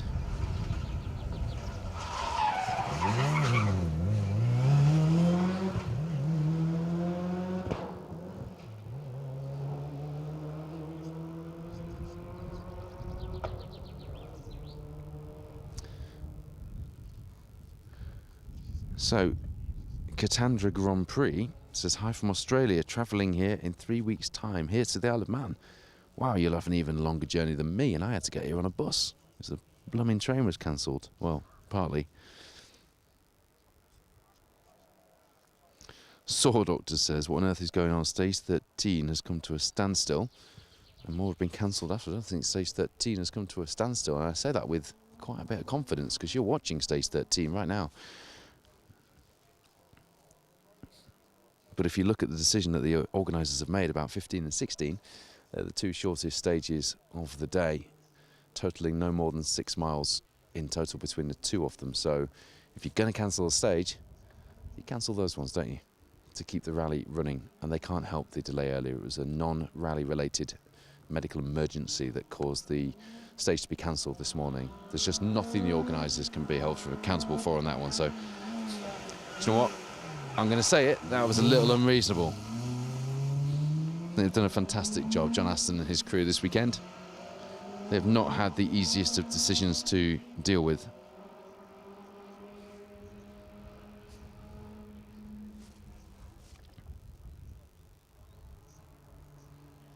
Martin Freeston says, great coverage. Your camera position could be much better if we could see the cars approach from Druridale cattle grid to the hairpin. Sam, do me a favour, mate. Just climb that tree over there, will you, with that heavy camera, and just give us a view from the Druridale cattle grid. Yeah, quite a few things that are going to stop us from getting those shots for you, I'm afraid. Safety being one of them. We actually did say there are some places where in the past we would have stood here, which there's no way you could stand now. They're not unsafe, but they're not the sort of place that Motorsport UK would have a stand at the moment. Pop and a bang from the exhaust there from Steve Lawrence and Terry Martin, who have been, again, another one of our very entertaining crews over the weekend in that Civic. Spectators enjoying that one.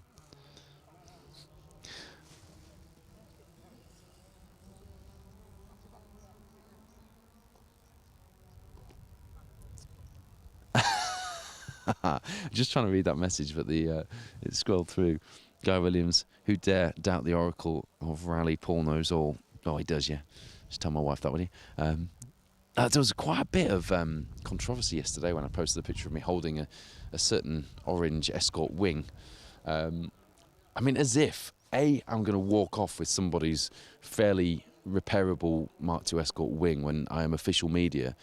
And if I am going to walk off with it, I'm not going to post a picture of it saying that I've taken it home as a present for my wife, am I? 2, that would absolutely end in divorce. So a bit of common sense needed to be applied there. The team got that wing back straight after the photo was taken. In other words, it was a joke. Calm down, everyone. Howell Davies and Dilwyn John have been one of my heroes of the event. They've been chucking that Escort around, and they always do. And it's just a shame we've not managed to get to any stage ends, and we're not going to be at a stage end this afternoon either, are we, Producer Wayne, which we normally are on the Asphalt. Because it would have been good to get their reaction at the end of the stage, because I bet he got to the end of that second stage yesterday where we were watching, and I bet he was grinning like a Cheshire cat. Paul, this says, former Teg Sport navigator Rob Fagg leading. Rory Kennedy going well in the silly seat of an M3, and former Teg Sport driver Gordon Morris on Montana. God, struggling with the intonation on that one. Going well in his Mark II. Yeah, got a bit of a Teg Sport thing going on there, Paul. But yeah, you're right.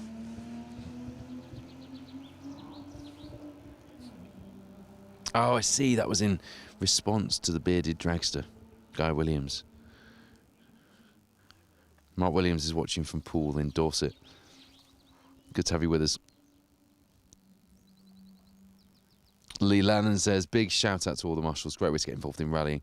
God knows we need more marshals. Do you know what? It is a fantastic way of getting closer to the action and feeling part of something, you know. And you know what? The marshals have all big smiles on their faces this weekend. It is a good way of getting involved, and your local motor club will be delighted to have you and give you some adventures to go on as well. SHB Motorsport Productions 9781 from the home of someone who should be doing Rally Portugal but isn't, Hayden Padden in New Zealand, watching the coverage today. Hello to you. Yeah, Hayden's on a bit of a split mission, isn't he, in the Hyundai? There's got various drivers sharing that car. But hey, I mean, he'll take it, won't he? I know I would. Edward Collins, Thomas Collins. Perfectly done round the hairpin. Almost overcooked it, stuck his foot down and got it going again. That's how to snap a shaft though, isn't it, in one of those little Civics. Was 7th in the class, 77th overall overnight, and my results just seem to have reset themselves actually.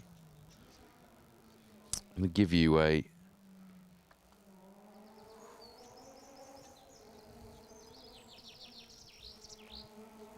bit of a rundown in just a moment of the of the classes here. But first,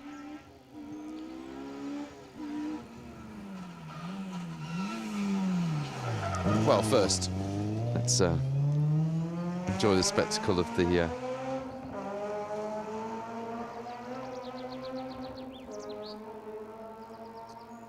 of another Manx Civic there. That's an Irish Civic, that one, isn't it?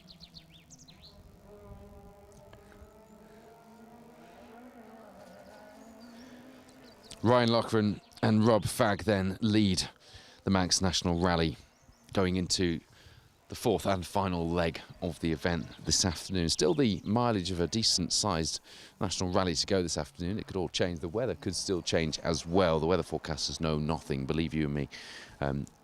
So who knows what's going to happen this afternoon. What we do know is that Niall McGonigal and Keelan McKenna are only 32.8 seconds behind. And what we also know is that Jason Pritchard is on an absolute flyer.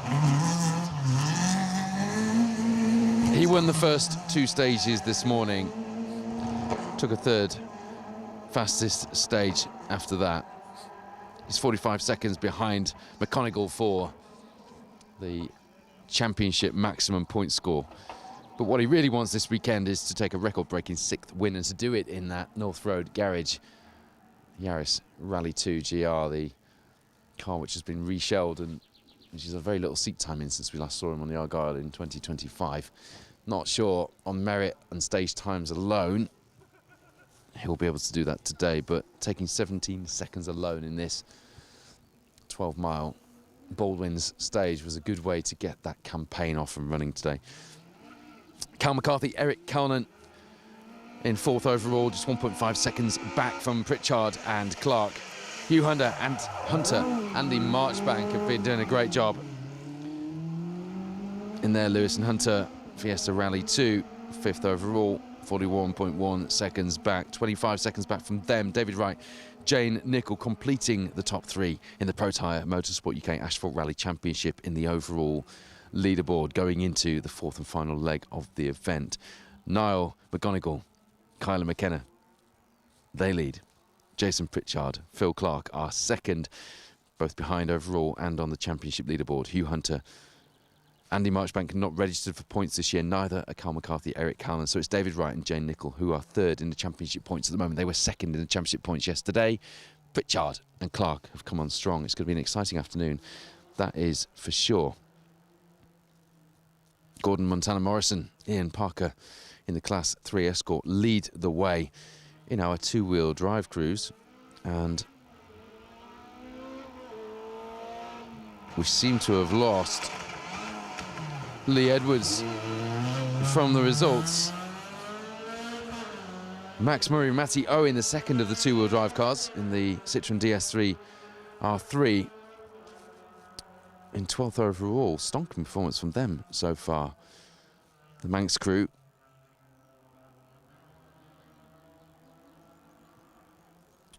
and then Luke Constantine, Ivan Devine in 14th. So the two-wheel drive battle has taken a real shake-up here. What has happened to Lee Edwards and Sam Spencer? Is it a glitch on the results, or have we lost them through that final stage of the leg? And just looking, we've lost Roger Duckworth and Ian Windrus after this stage. Not sure what happened there. We know about Carl Casement, Martin Burns, Mick Harbour, Cameron Dunn were entertaining yesterday. They got a stage in this morning, and then we lost them before this one. Jack Edwards, Adam Burkill retired after the first day. Likewise, James Hall, Laura Marshall, looking down for championship registered crews in the retirements list. Brad Cole, Jamie Vaughan, we are aware of. Lee Edwards has made it back to service. So it must just be a quirk of the results that we've not got that G3 Escort. Sorry to anyone watching at home wondering what on earth has happened to Lee Edwards, like I am.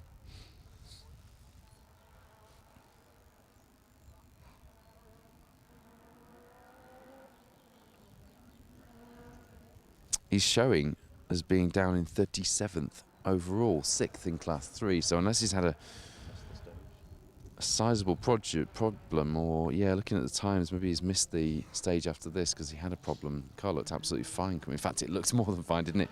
Coming through here, it looked glorious. Anthony Elks was entertaining last night, wasn't he? Throwing that Corsa around.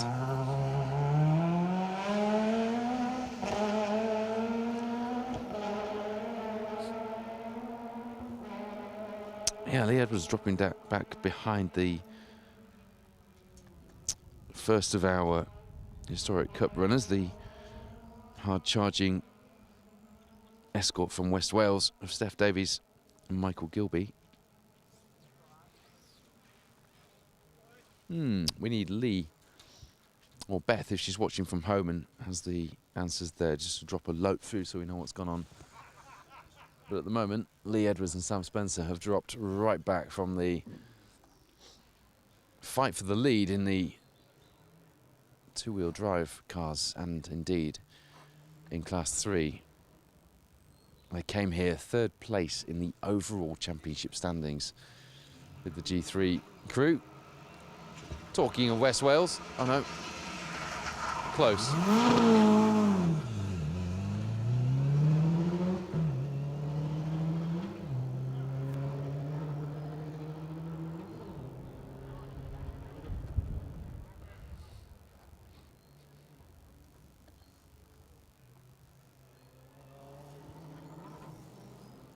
Sorry, I'm just scanning down the results now to try and piece together what might have happened for the G3 crew. Did put a time in for the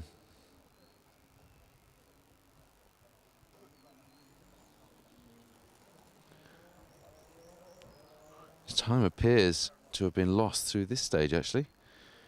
Wonder if he had a problem after he left us, putting a 27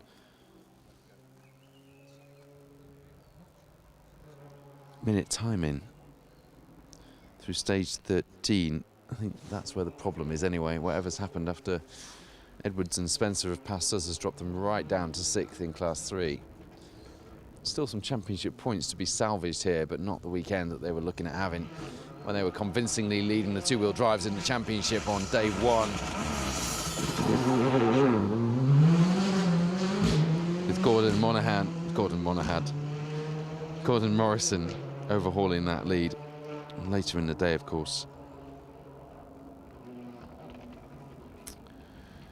That's the problem with the service area being so far up north on the island. We haven't had a chance to go to service and actually get any of these stories, nor have we been at the stage ends to be able to speak to the crews due to the timings of the event. So, yeah, not able to get those answers right now, which is quite frustrating.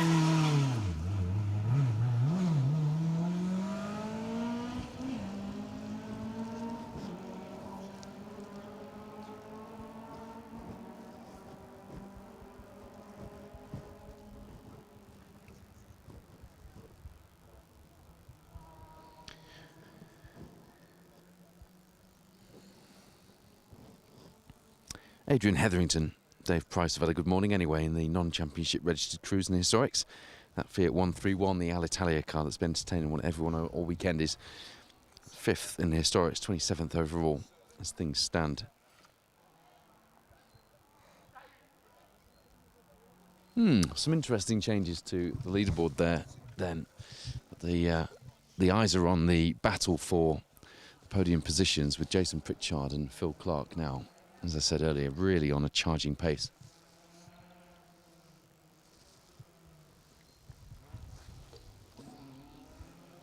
They went into the overnight halt with a change of mindset, almost a complete frontal lobotomy, to come out and be fighting for those positions this morning on that pace. What can they do when they come out for the final leg of the event this afternoon? We will soon see. Yeah, I did think that. Dave Cram just confirming my thought, or suggesting the same thing I'm thinking. I didn't really want to say it, but there's a few runners with really big times on this stage suspecting that they're not correct. Lee Edwards, Sam Spencer certainly didn't seem to have any issues, and they've gone through stage 14 absolutely fine. So let's wait and see. Hopefully that is just a blip on the times. I'm not sure what Mike Dent is sending me here.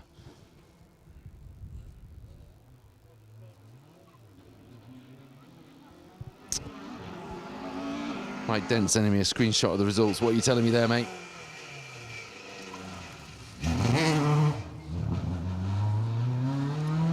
John Williams, Thomas, Shakespeare in the 2.5 litre Escort there. A sensible line into the hairpin. Look, what's really cool about this is we are quite a long way into it. I don't know, Sam, if you can just spin around and just show the spectators arriving there. At this point in the stage, on any other rally, the stage is getting quieter with spectators leaving. Here we've got spectators arriving at the stage at this point in the entry, which is absolutely fantastic. Probably getting bedded in, ready for the afternoon stage, because it's going to be an interesting battle for the championship positions, that is for sure. Nicely done. David Pedley, Grace Pedley will be chuffed with their efforts through that one. A hysterical laugh and impromptu round of applause from some of the spectators there. It was brilliant, wasn't it? David just kept his foot in. Do you know what? Anyone driving to work tomorrow morning using this bit of road, there will be signs. Just looking at that tarmac, there will be signs. I mentioned that yesterday when I drove to work after these riding stages, there were signs. James Ward probably thought the same. Did you see the signs? You're driving to work the next day. I suppose you're not really East Yorkshire, are you? No. It's good that though. That's a fair old bit of tyre rubber down on the road. And Wayne Goldring has topped up his bank of stock library footage of cars going ever so sideways around hairpins that he can use for intros and arty stuff in the future. So if you excelled on the hairpin this weekend, expect to see your exploits immortalised on special stage in the coming months and years. Chris Squires, Sean Hughes alongside in the unarched. I always have to say unarched because it's fairly unusual to see an unarched Mark II Escort, and they do look good. The arched ones look good as well. Do miss my orange Pinto-engined Mark II Escort gear. Still got one of the grills from it in the garage, actually.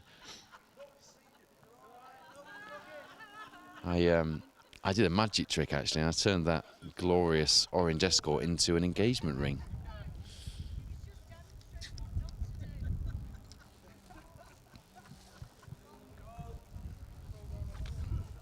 So we're hoping those times perhaps are wrong, and that Lee Edwards and Sam Spencer and the other drivers who've got the huge times on the results will get corrected. No other explanation for it at this point. No one offering anything other than it must be a wrong time. So as soon as that gets updated, we will, of course, update you.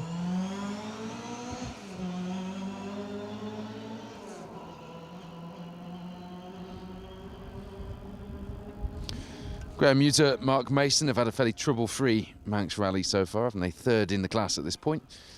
89th on the overall leaderboard. And as we're talking about them, another unarched Escort. If you're wondering why the cars are all mixed up compared to the entry list just staring at, by the way, they get reseeded each leg here on the Isle of Man. It's quite a lot of work for the organisers to do, having to reseed the cars and produce a new start list every time the cars go out. It's quite a lot of work for the co-drivers have to do as well, coming out of service, isn't it? We're a different order. Alan Horn, Steve McPhee did a 6:40.7 through the opening stage today, stage 11. 14th in the class, 6th at this point. Yeah, so you can expect to see a few changes in the order as well going into the final leg this afternoon. The most critical change, of course, for us is that Jason Pritchard and Phil Clark will be third on the road in that Yaris Rally 2. What a performance from them this morning. They, I'm sure, will be sitting in service very chuffed with themselves, and I think there'll be a confused Carl McCarthy, Hugh Hunter, David Wright wondering what on earth happened this morning and what Jason Pritchard had for breakfast and whether or not they can find some of that to have for their lunch. Ryan Loughran, Rob Fagg, though, won't be too worried at this stage. Comes a very different challenge for them, actually, having to manage the event. Phil Squires, Mick Squires there, the Yorkshire pair in the historic Escort, one of the British Historic Rally Championship crews, enjoying themselves on the hairpin here. Yeah, it becomes a very different challenge now, and it will take all of Ryan's experience and, of course, some of that experience from the man sat alongside him, Rob Fagg, local co-driver to ex-Works co-driver, no less, to manage that pace now. Because, so the saying goes, it's a cliche, but it's also true, it's harder to drive at less than 10 tenths. So they'll still be pushing.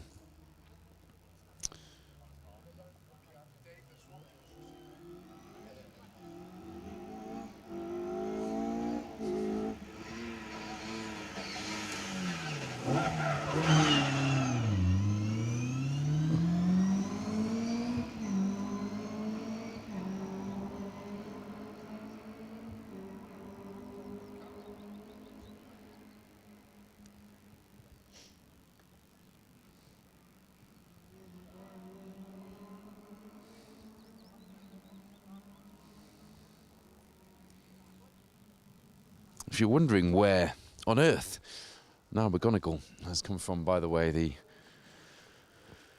hard charging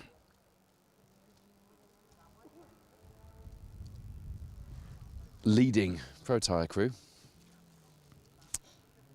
with Keelan McKenna alongside. They actually won the Chris Kelly Memorial Rally here on the Isle of Man last year. It was September time, wasn't it? Or was it October?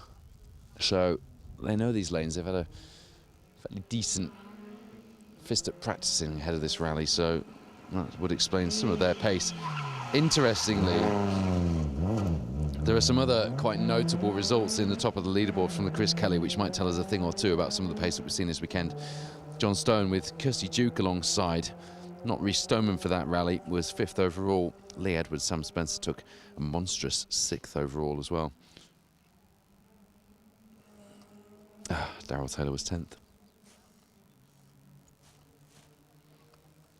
And Max Murray, Max Murray, Matthew Owen, they were 11th, weren't they? So a few of the drivers who have had a particularly good Manx National so far this weekend cut their teeth on the lanes, most recently on the Chris Kelly Memorial Rally, including our championship points leader at this round. David Wright will be hoping he can take home those podium points and stay in the fight with Pritchard as well, because he came here 11th in the standings so far. Some points on the board after a troublesome East Riding stages where, if it hadn't been for a puncture, he would almost certainly have been on the podium. And Jason Pritchard, Phil Clark don't have any points on the board at all, so between the pair of them, a good result this weekend will be very welcome indeed. Michael McKenna with Phil Sandham alongside in the Mark III Astra there, as the sun seems to have taken a little bit of a break here in the middle part of the day, and we've got some very ominous looking grey clouds coming over us here, producer Wayne. We've got a rain cover on the camera, but not rain covers on anything else, so let's hope that the weather forecast that we saw earlier in the week hasn't yet come to fruition as we go through to the end of this 13th stage. The second stage of today, with stage 12 having been cancelled. To remind you, stage 15 and 16 also cancelled.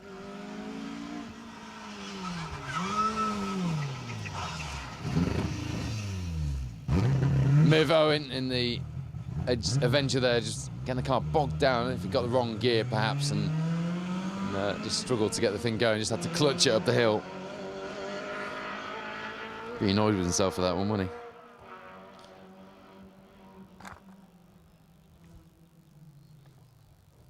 So the fourth and final leg after service in Andreas at the north of the Isle of Man this lunchtime, and after a regroup which will almost certainly be shortened to try and get the event back on some kind of planned format in terms of time.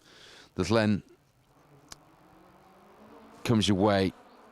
12:55 is the scheduled time, so we should have crews arriving there fairly soon if they've managed to get the event back on track. I haven't looked at the tracker actually to see whether they're heading towards that stage now, but we'll update you on that in a second. I'll get producer Wayne on the job, checking where they are on the tracker. Ballotersen is then the repeated stage for stage 18, the second of this afternoon leg incoming. It's a nice, almost 9-mile stage for the crews to get their teeth stuck into. 17 minutes past 1, the scheduled time. Then we'll be back on the Baldwin stage here, and we'll be closer to the famous cottage at Brandywell at 13:41. Again, that is a scheduled time, so in an hour's time, if the event has managed to get back on schedule, I suspect we'll be a little bit behind that, but I don't want to be quoted on that just yet. I haven't seen any updated times for the regroup out actually at service. Maybe it's been put in Sportity. I'll just have a quick check actually, see if there's anything to tell you in there.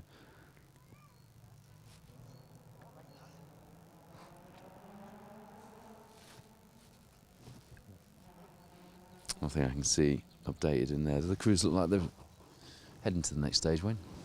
Because on original schedule they'd have left the regroup by now, wouldn't they?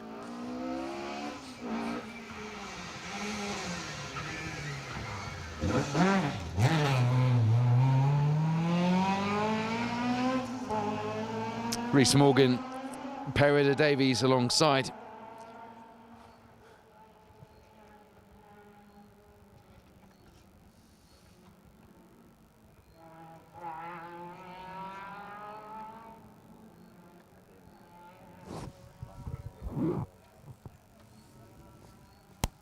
Okay, so we shouldn't be too far off track then, looking at where the cars are on the tracker. They're in the regroup as things stand.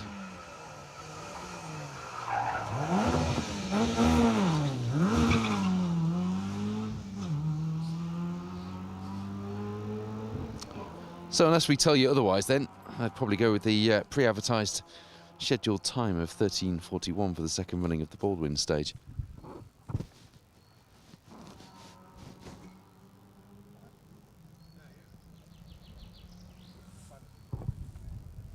So our schedule will be a little bit truncated. A quick bite to eat at the van en route to our next location just down by Brandywell Cottage. And after Baldwin this afternoon, second running of Begode, and then Dream Skerry has 2 stages to finish off with, 3.23 miles each at the end of the day.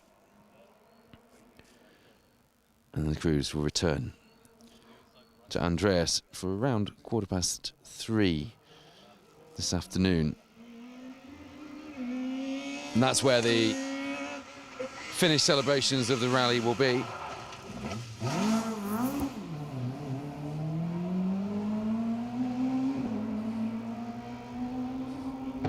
Quite a lot of people looking forward to seeing Danny Cowell and Paul Holmberg through in the Talbot Samba.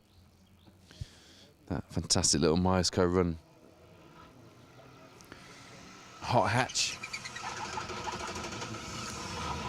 Oh well, Parry. Catherine Price there in the Subaru, using the gearbox to get the car stopped for the hairpin here. Car lurching through the gears and not grabbing any of the handbrake for that one. Wonder if they've got a bit of a mechanical problem they're just nursing through, having had a bit of unreliability in recent events. I want to make sure they get to the end of this marathon event, 130 stage miles, although we've lost a few of those, of course, along the way. 22 scheduled stages over 2 days. The Manx National Rally has its original name back, and it has some of the original spirit of the event back, being an absolute blockbuster marathon over 2 days. And the biggest, most ambitious stage schedule in over 60 years of closed road rallying here on the Isle of Man. Certainly provided plenty of entertainment so far, and we've still got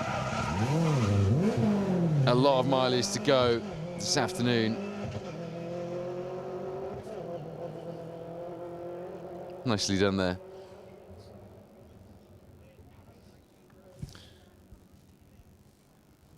It's difficult to get a four-wheel drive car round a hairpin and get it neat and tidy and away cleanly like that. It's a fair play.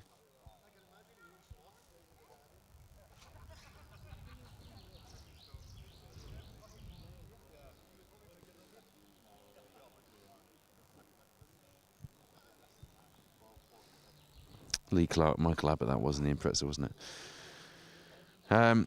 Why were the stages cancelled, Alex Wade says. Well, stage 12 was cancelled because of a non-rally related medical emergency. An ambulance had to get to a property along the route of the stage, so nothing to do with the rally, nothing the organisers could do other than react. So the stage was cancelled to try and avoid unnecessary delays, but of course the delays that we'd already faced meant that they've had to make a decision to get the rally back on track, and losing two of the shortest stages of the day, stage 15 and 16, I suspect was the decision made at Rally HQ, and a decision that I can get behind actually, because otherwise we're going to end up losing stages at the back end of the day, aren't we?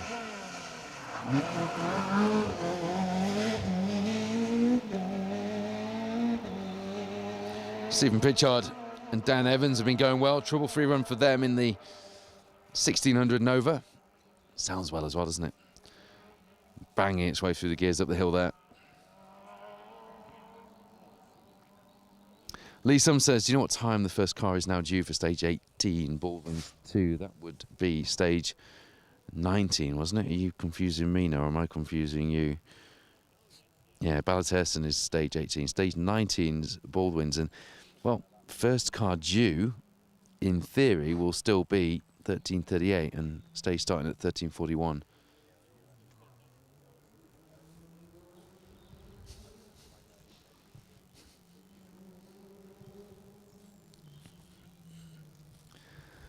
So at the moment, although they've got some time back, it will depend on what time they go into stage 17, the Lem, which we're just looking at now.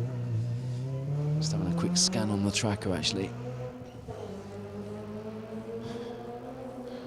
That'll be your key pivot point. If they get into that stage on time, then we're back on time. If they're behind, then there's your answer.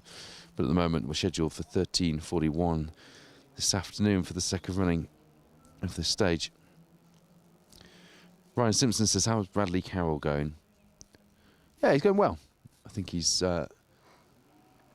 just taking a bit of time to get used to the car, as you'd expect. Big change for him.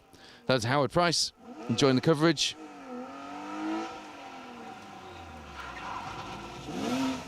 Brad Cole. One bonus of retiring is that he gets to listen to that sexy voice. Must be talking about you, producer Wayne. Saw your response as well, you cheeky swine. Jeff Bengo, you're cheeky as well. Thanks, Brad. Hopefully you're still on the island. I was going to try and get you out on comms with me here, but I guess you were enjoying a little family time here on the island. Well deserved as well. Might see you later. I think we're planning on joining you guys later, aren't we, after the awards or before the awards, or at some point if we ever get all these rally stages finished. Shame not to have you in the fight though, buddy. This is going to be a big weekend for Brad Cole and Jamie Vaughan in the Trick Motorsport Fiesta Rally 2. The Hydroline Solutions team had big expectations coming here 2 years after a sizable accident down by the reservoir in the Mark II in the Class 3 car that saw Brad break his arm, and still managed to make it out for dinner. And actually a bit of a story from that, which I think we still need to tell, is that they needed to stop the stage to get the ambulance in, and Brad, being a rally enthusiast at heart, did not want the stage stopping for his broken arm, so he stood there without pain relief. They continued to run the stage and got what he needed afterwards. Fair play, Brad. Forgot about that little gem, actually. Stephen Williams, Reese Williams in the Mark II there around the hairpin. Last bit of rubber being laid down here before we come back and lay some more. And that is going to be... That's almost going to be modern art, isn't it? All that rubber on the floor down there. It's like a giant spirograph. Hey, I felt a drop of rain then. Definitely felt a drop of rain, Wayne. Wayne's shaking his head confidently. You watch. You watch. Jackie Rain says, is that Brandywell Cottage? Yes, it is. The very one. Kevin Jeffrey with Melanie Capel alongside there. The mum of Bonnie Papper, the local Manx co-driver who you've seen a lot of in the last few years. Getting her rally fix inside that production spec Subaru. Scott Comsty asking if some stages are cancelled. Yeah, 12, 15 and 16 have been cancelled, I'm afraid. But we've said it a few times, and quick decisions keep rallies running. Car Therapy asking what the forecast is looking like for later on YouTube. Well, meant to stay nice, albeit not quite as sunny and nice as it was yesterday. We all got very... I better not say it out loud. We all got a little bit sunburned. I'll say it quietly in case our wives are listening, because we'll be in trouble, won't we, Wayne? Aileen Forrest says, loving the coverage. Fascinating watching how the crews tackle the hairpin. Sometimes nice and neat is the way to go. Yeah, it is. And for me, it's also when they get it wrong, how they recover it as well. But that is really bang on cue, isn't it? Mike Pugsley, Mark Clatworthy in the Mark 1 RS 2000, Scandinavian flicking it into the hairpin here. Just as Roger Clark would have done. But yeah, we thought that. I wasn't sure when Wayne said we were going to be doing 2 hairpins in a weekend, but there were that many crews grabbing a fistful of handbrake last night, right through to the last cruise on the entry, actually, that we thought we couldn't go wrong with another hairpin shot for you today. I think we were right with that. Jake Clegg, Gavin Clegg got a lot of local support in that little course this weekend. Almost Vauxhall Motorsport colours, like the old Super 1600 cars, isn't it? Looks good. Still no change to those big times for some of the runners. For example, Lee Edwards and Sam Spencer, as we mentioned earlier.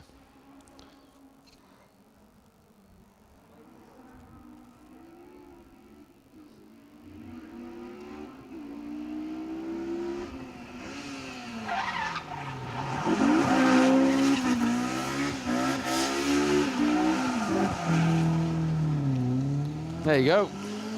A round of applause for Rhys Williams and Matthew Williams in the BMW Compact from the spectators. Got it wrong, styled it out, left a bit more rubber on the road, and probably enjoyed that much more than if they'd got a quick line around the hairpin, to be honest with you.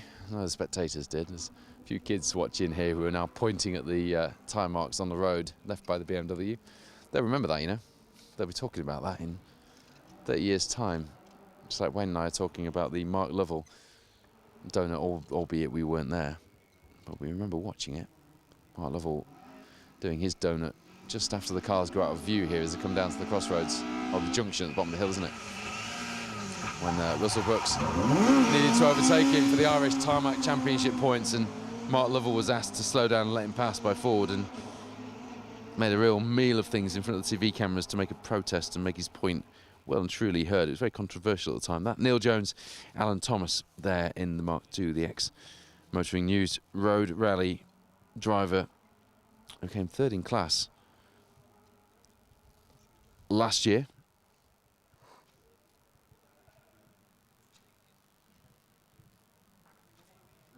Still waiting for those times to be corrected, actually.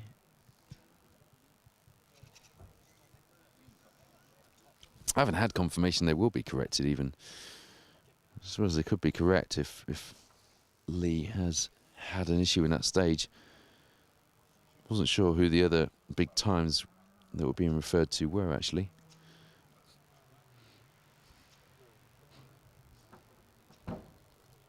Don't forget, if when the coverage ends today, you haven't quite had your fix as the sun comes out, lovely, of Manx Rally action, you can still catch up with all of the action from yesterday and what action it was as well. Stage 2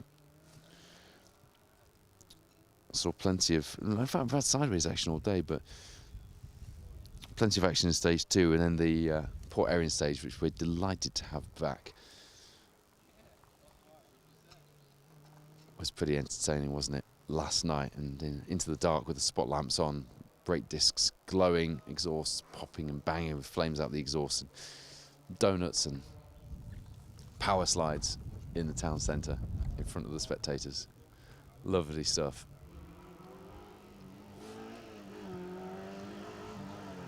It was Ranag was stage 2 yesterday, wasn't it?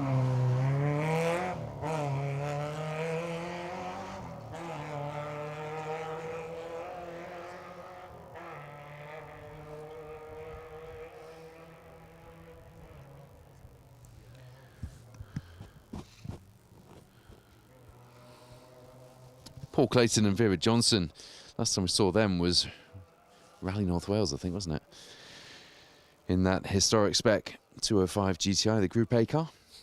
Currently inside the top 20 in the historic cruise, doing the British Historic Rally Championship event here.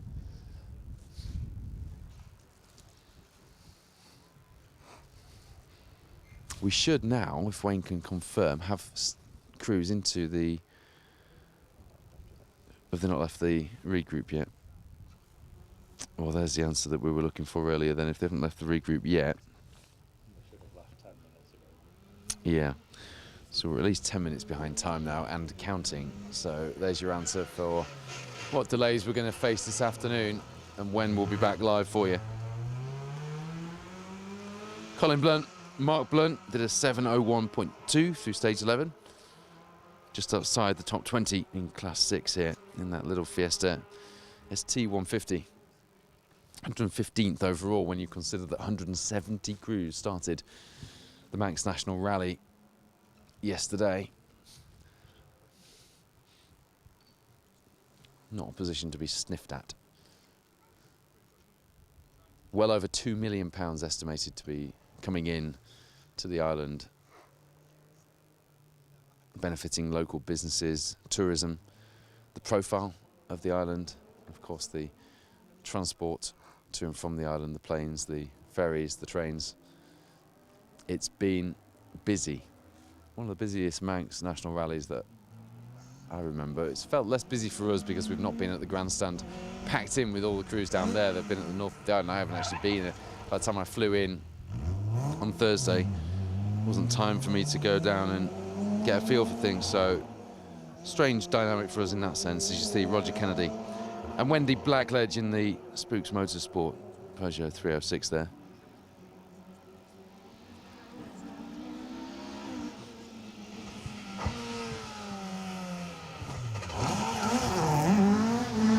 Right, so John Stone and Wayne Sisson also the times, yeah, that are dropping them right down. John Stone actually is just ahead of Lee Edwards on the leaderboard, isn't he?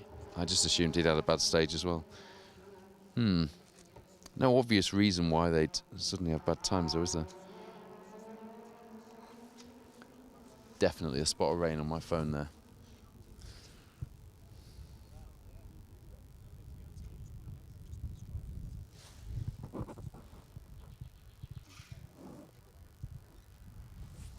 For those of you asking how long the coverage will be on for, I have absolutely no idea how many cars we have left, actually. A fair few, and we will bring you all of the crews, as is our commitment on these events for our sponsors Protyre and for the competitors who bring us the entertainment, of course.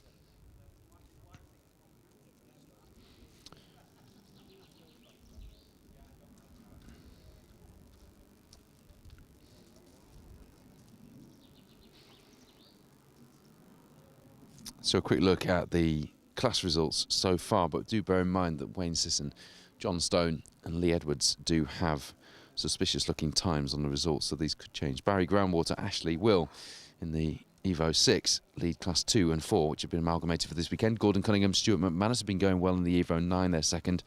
Ian Taylor, Louise Lewis in third. Then it's Sean Kelly, Ben Wild in the Evo 9. Tristan Cooley, Chloe Convery in the Evo 6, making it an all Evo top 5 in that class.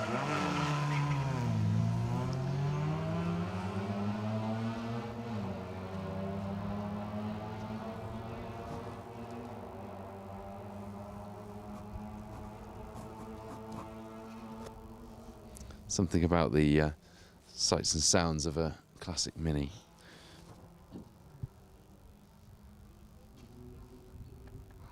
And Manx Rose, isn't there, being chased down by a K11 Micra. Nice. Malcolm Brown says, can you remember when on the rally sprint, Lovell went through the castle grid without lifting from Brandywell to Sartfield hairpin? No, but that sounds terrifying. I don't think I would have been old enough to remember that, actually. I don't remember watching that, actually, either. Rob Richards, Theresa Butler in the 106 have had a fairly trouble-free run this weekend, almost three-wheeling the car. A tripod into there. Andy Brinkley, Helena Mayo, come on. We know you've got it in you. Oh, no. There's a problem with that BMW, is there? Okay. Backwards tyre smoke. That's a new one. Come on, Andy. You can do it.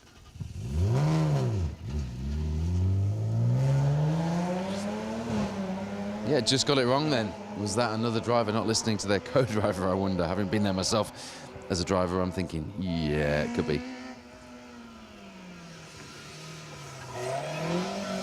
There's a little KA that a lot of you have been talking about this weekend.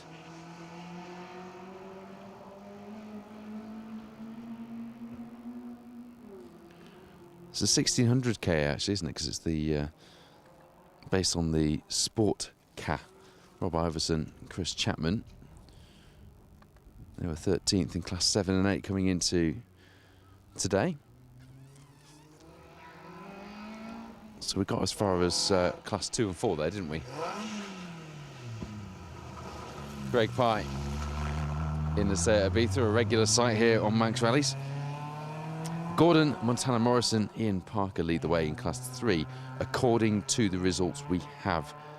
Bear in mind, this is where we're unsure about that time for Lee Edwards.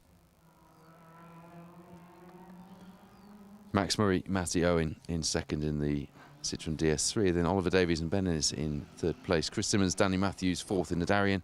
And Bowen Evans, Rhys Edwards in the overall Class 3 leaderboard. Our fifth at this point. Stephen Higgins there in the second of the little historic minis through today.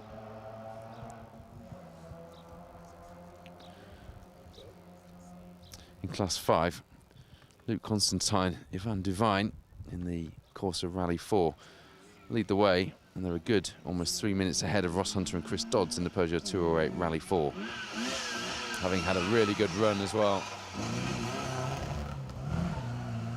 Shane Gamble's gone well in that it is a different mini to the one we normally see him in. That one, that's a, I say it's a full historic spec. It looks more historic than his other blue one. The other blue one doesn't look historic spec, but it is.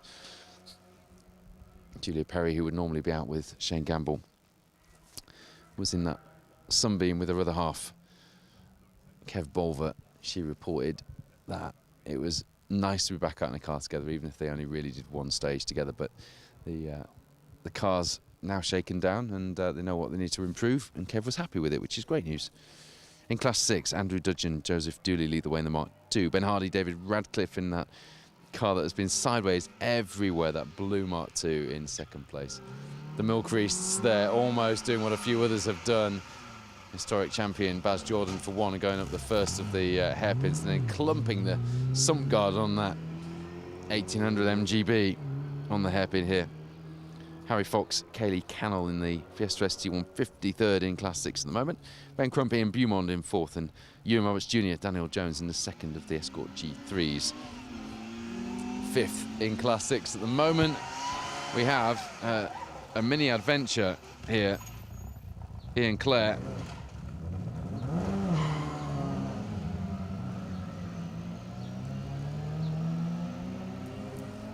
in the Wolseley Hornet. Was getting a little frustrated there, wasn't he?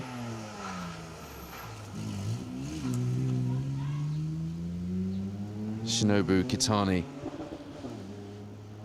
Hiroku Kitani in the Austin Mini Cooper S, the Mark 1. Wasn't quite sure what to do there, was he? Did sort of pull over and then wasn't sure, and between the pair of them, they've got a bit of a mini adventure going on as they go into Abilens, the other side of the mountain here. Should have that lovely little Talbot Samba through very shortly.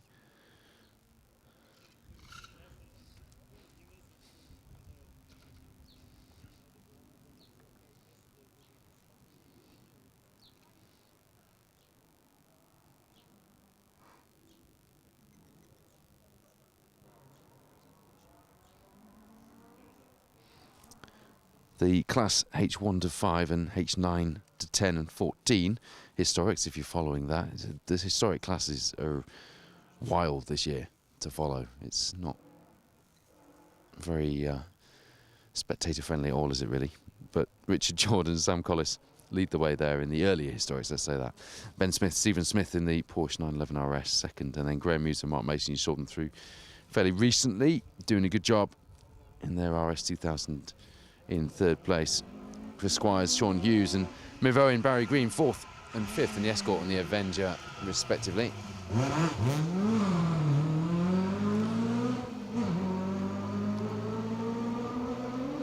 And in the overall more modern historics, Martin McCormack, Barney Mitchell lead the way in that BMW M3 from Rudy Lancaster, Andrew Richards, who, although I haven't got that confident in the car, it's certainly gone well to be second at the moment. That Swift has been all over the place this weekend, hasn't it? Loves the handbrake.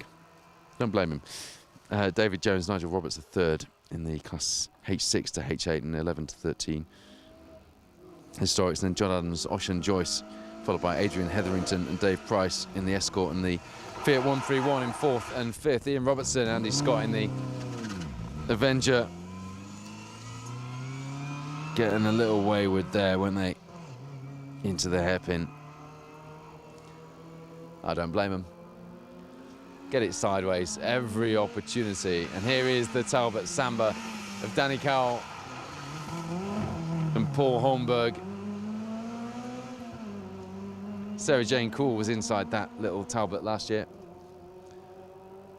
and had a riot, didn't they, then, last year, and they're having such a good run this year as well. The recce car, also a Talbot Samba rally, and was parked on the street outside the hotel in Hutchinson Square over the weekend and has looked brilliant.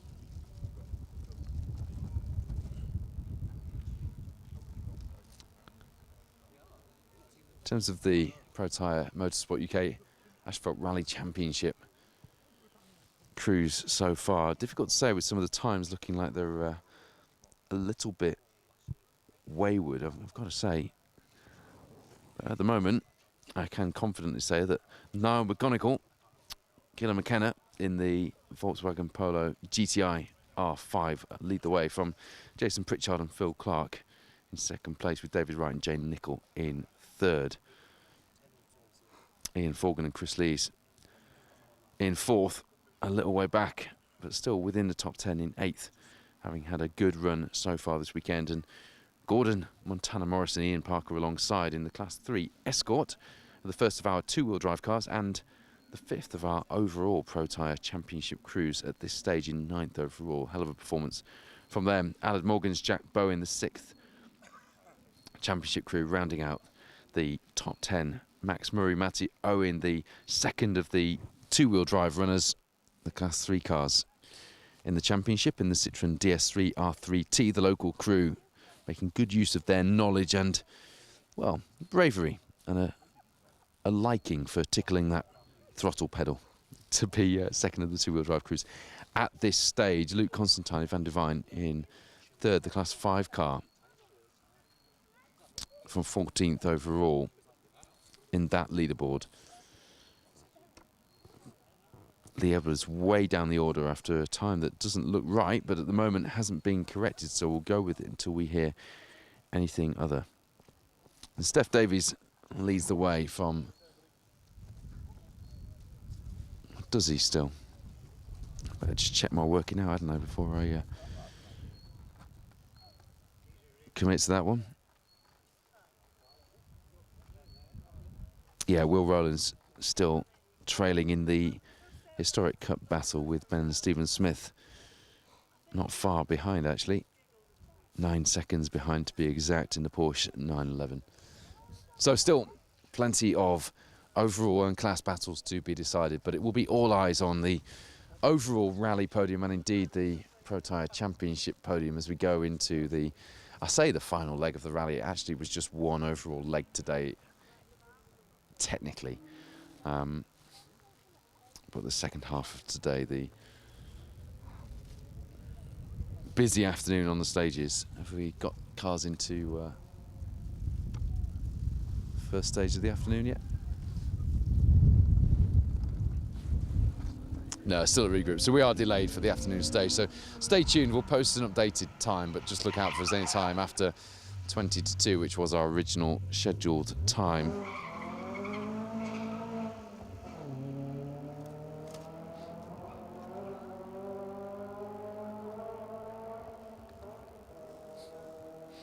How far back on the order are we now? As you see, Stephen Johnson and Stephen Butler making a nice job of the hairpin and getting all sideways at the top of the hill as well. The tyre squeal up there. We're about half an hour behind now, aren't we? So I guess it's see us when you see us this afternoon. Just be ready. But we will, as soon as we have an idea of what the time will be, we will give you an idea, won't we, on the social media. So either way, you're going to get live coverage from the second running of the Baldwin stage. There's Terry Phillips, Alfie Finn Swales in the Mark III Golf GTI. Shades of Alistair McRae.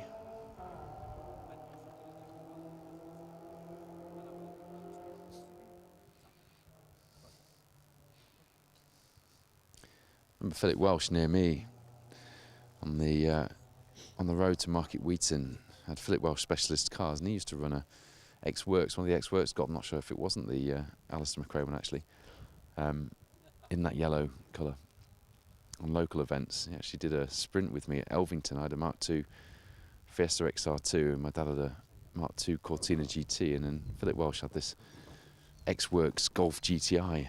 Just remember thinking what a absolutely formidable piece of kit it was to be doing a local airfield sprint in.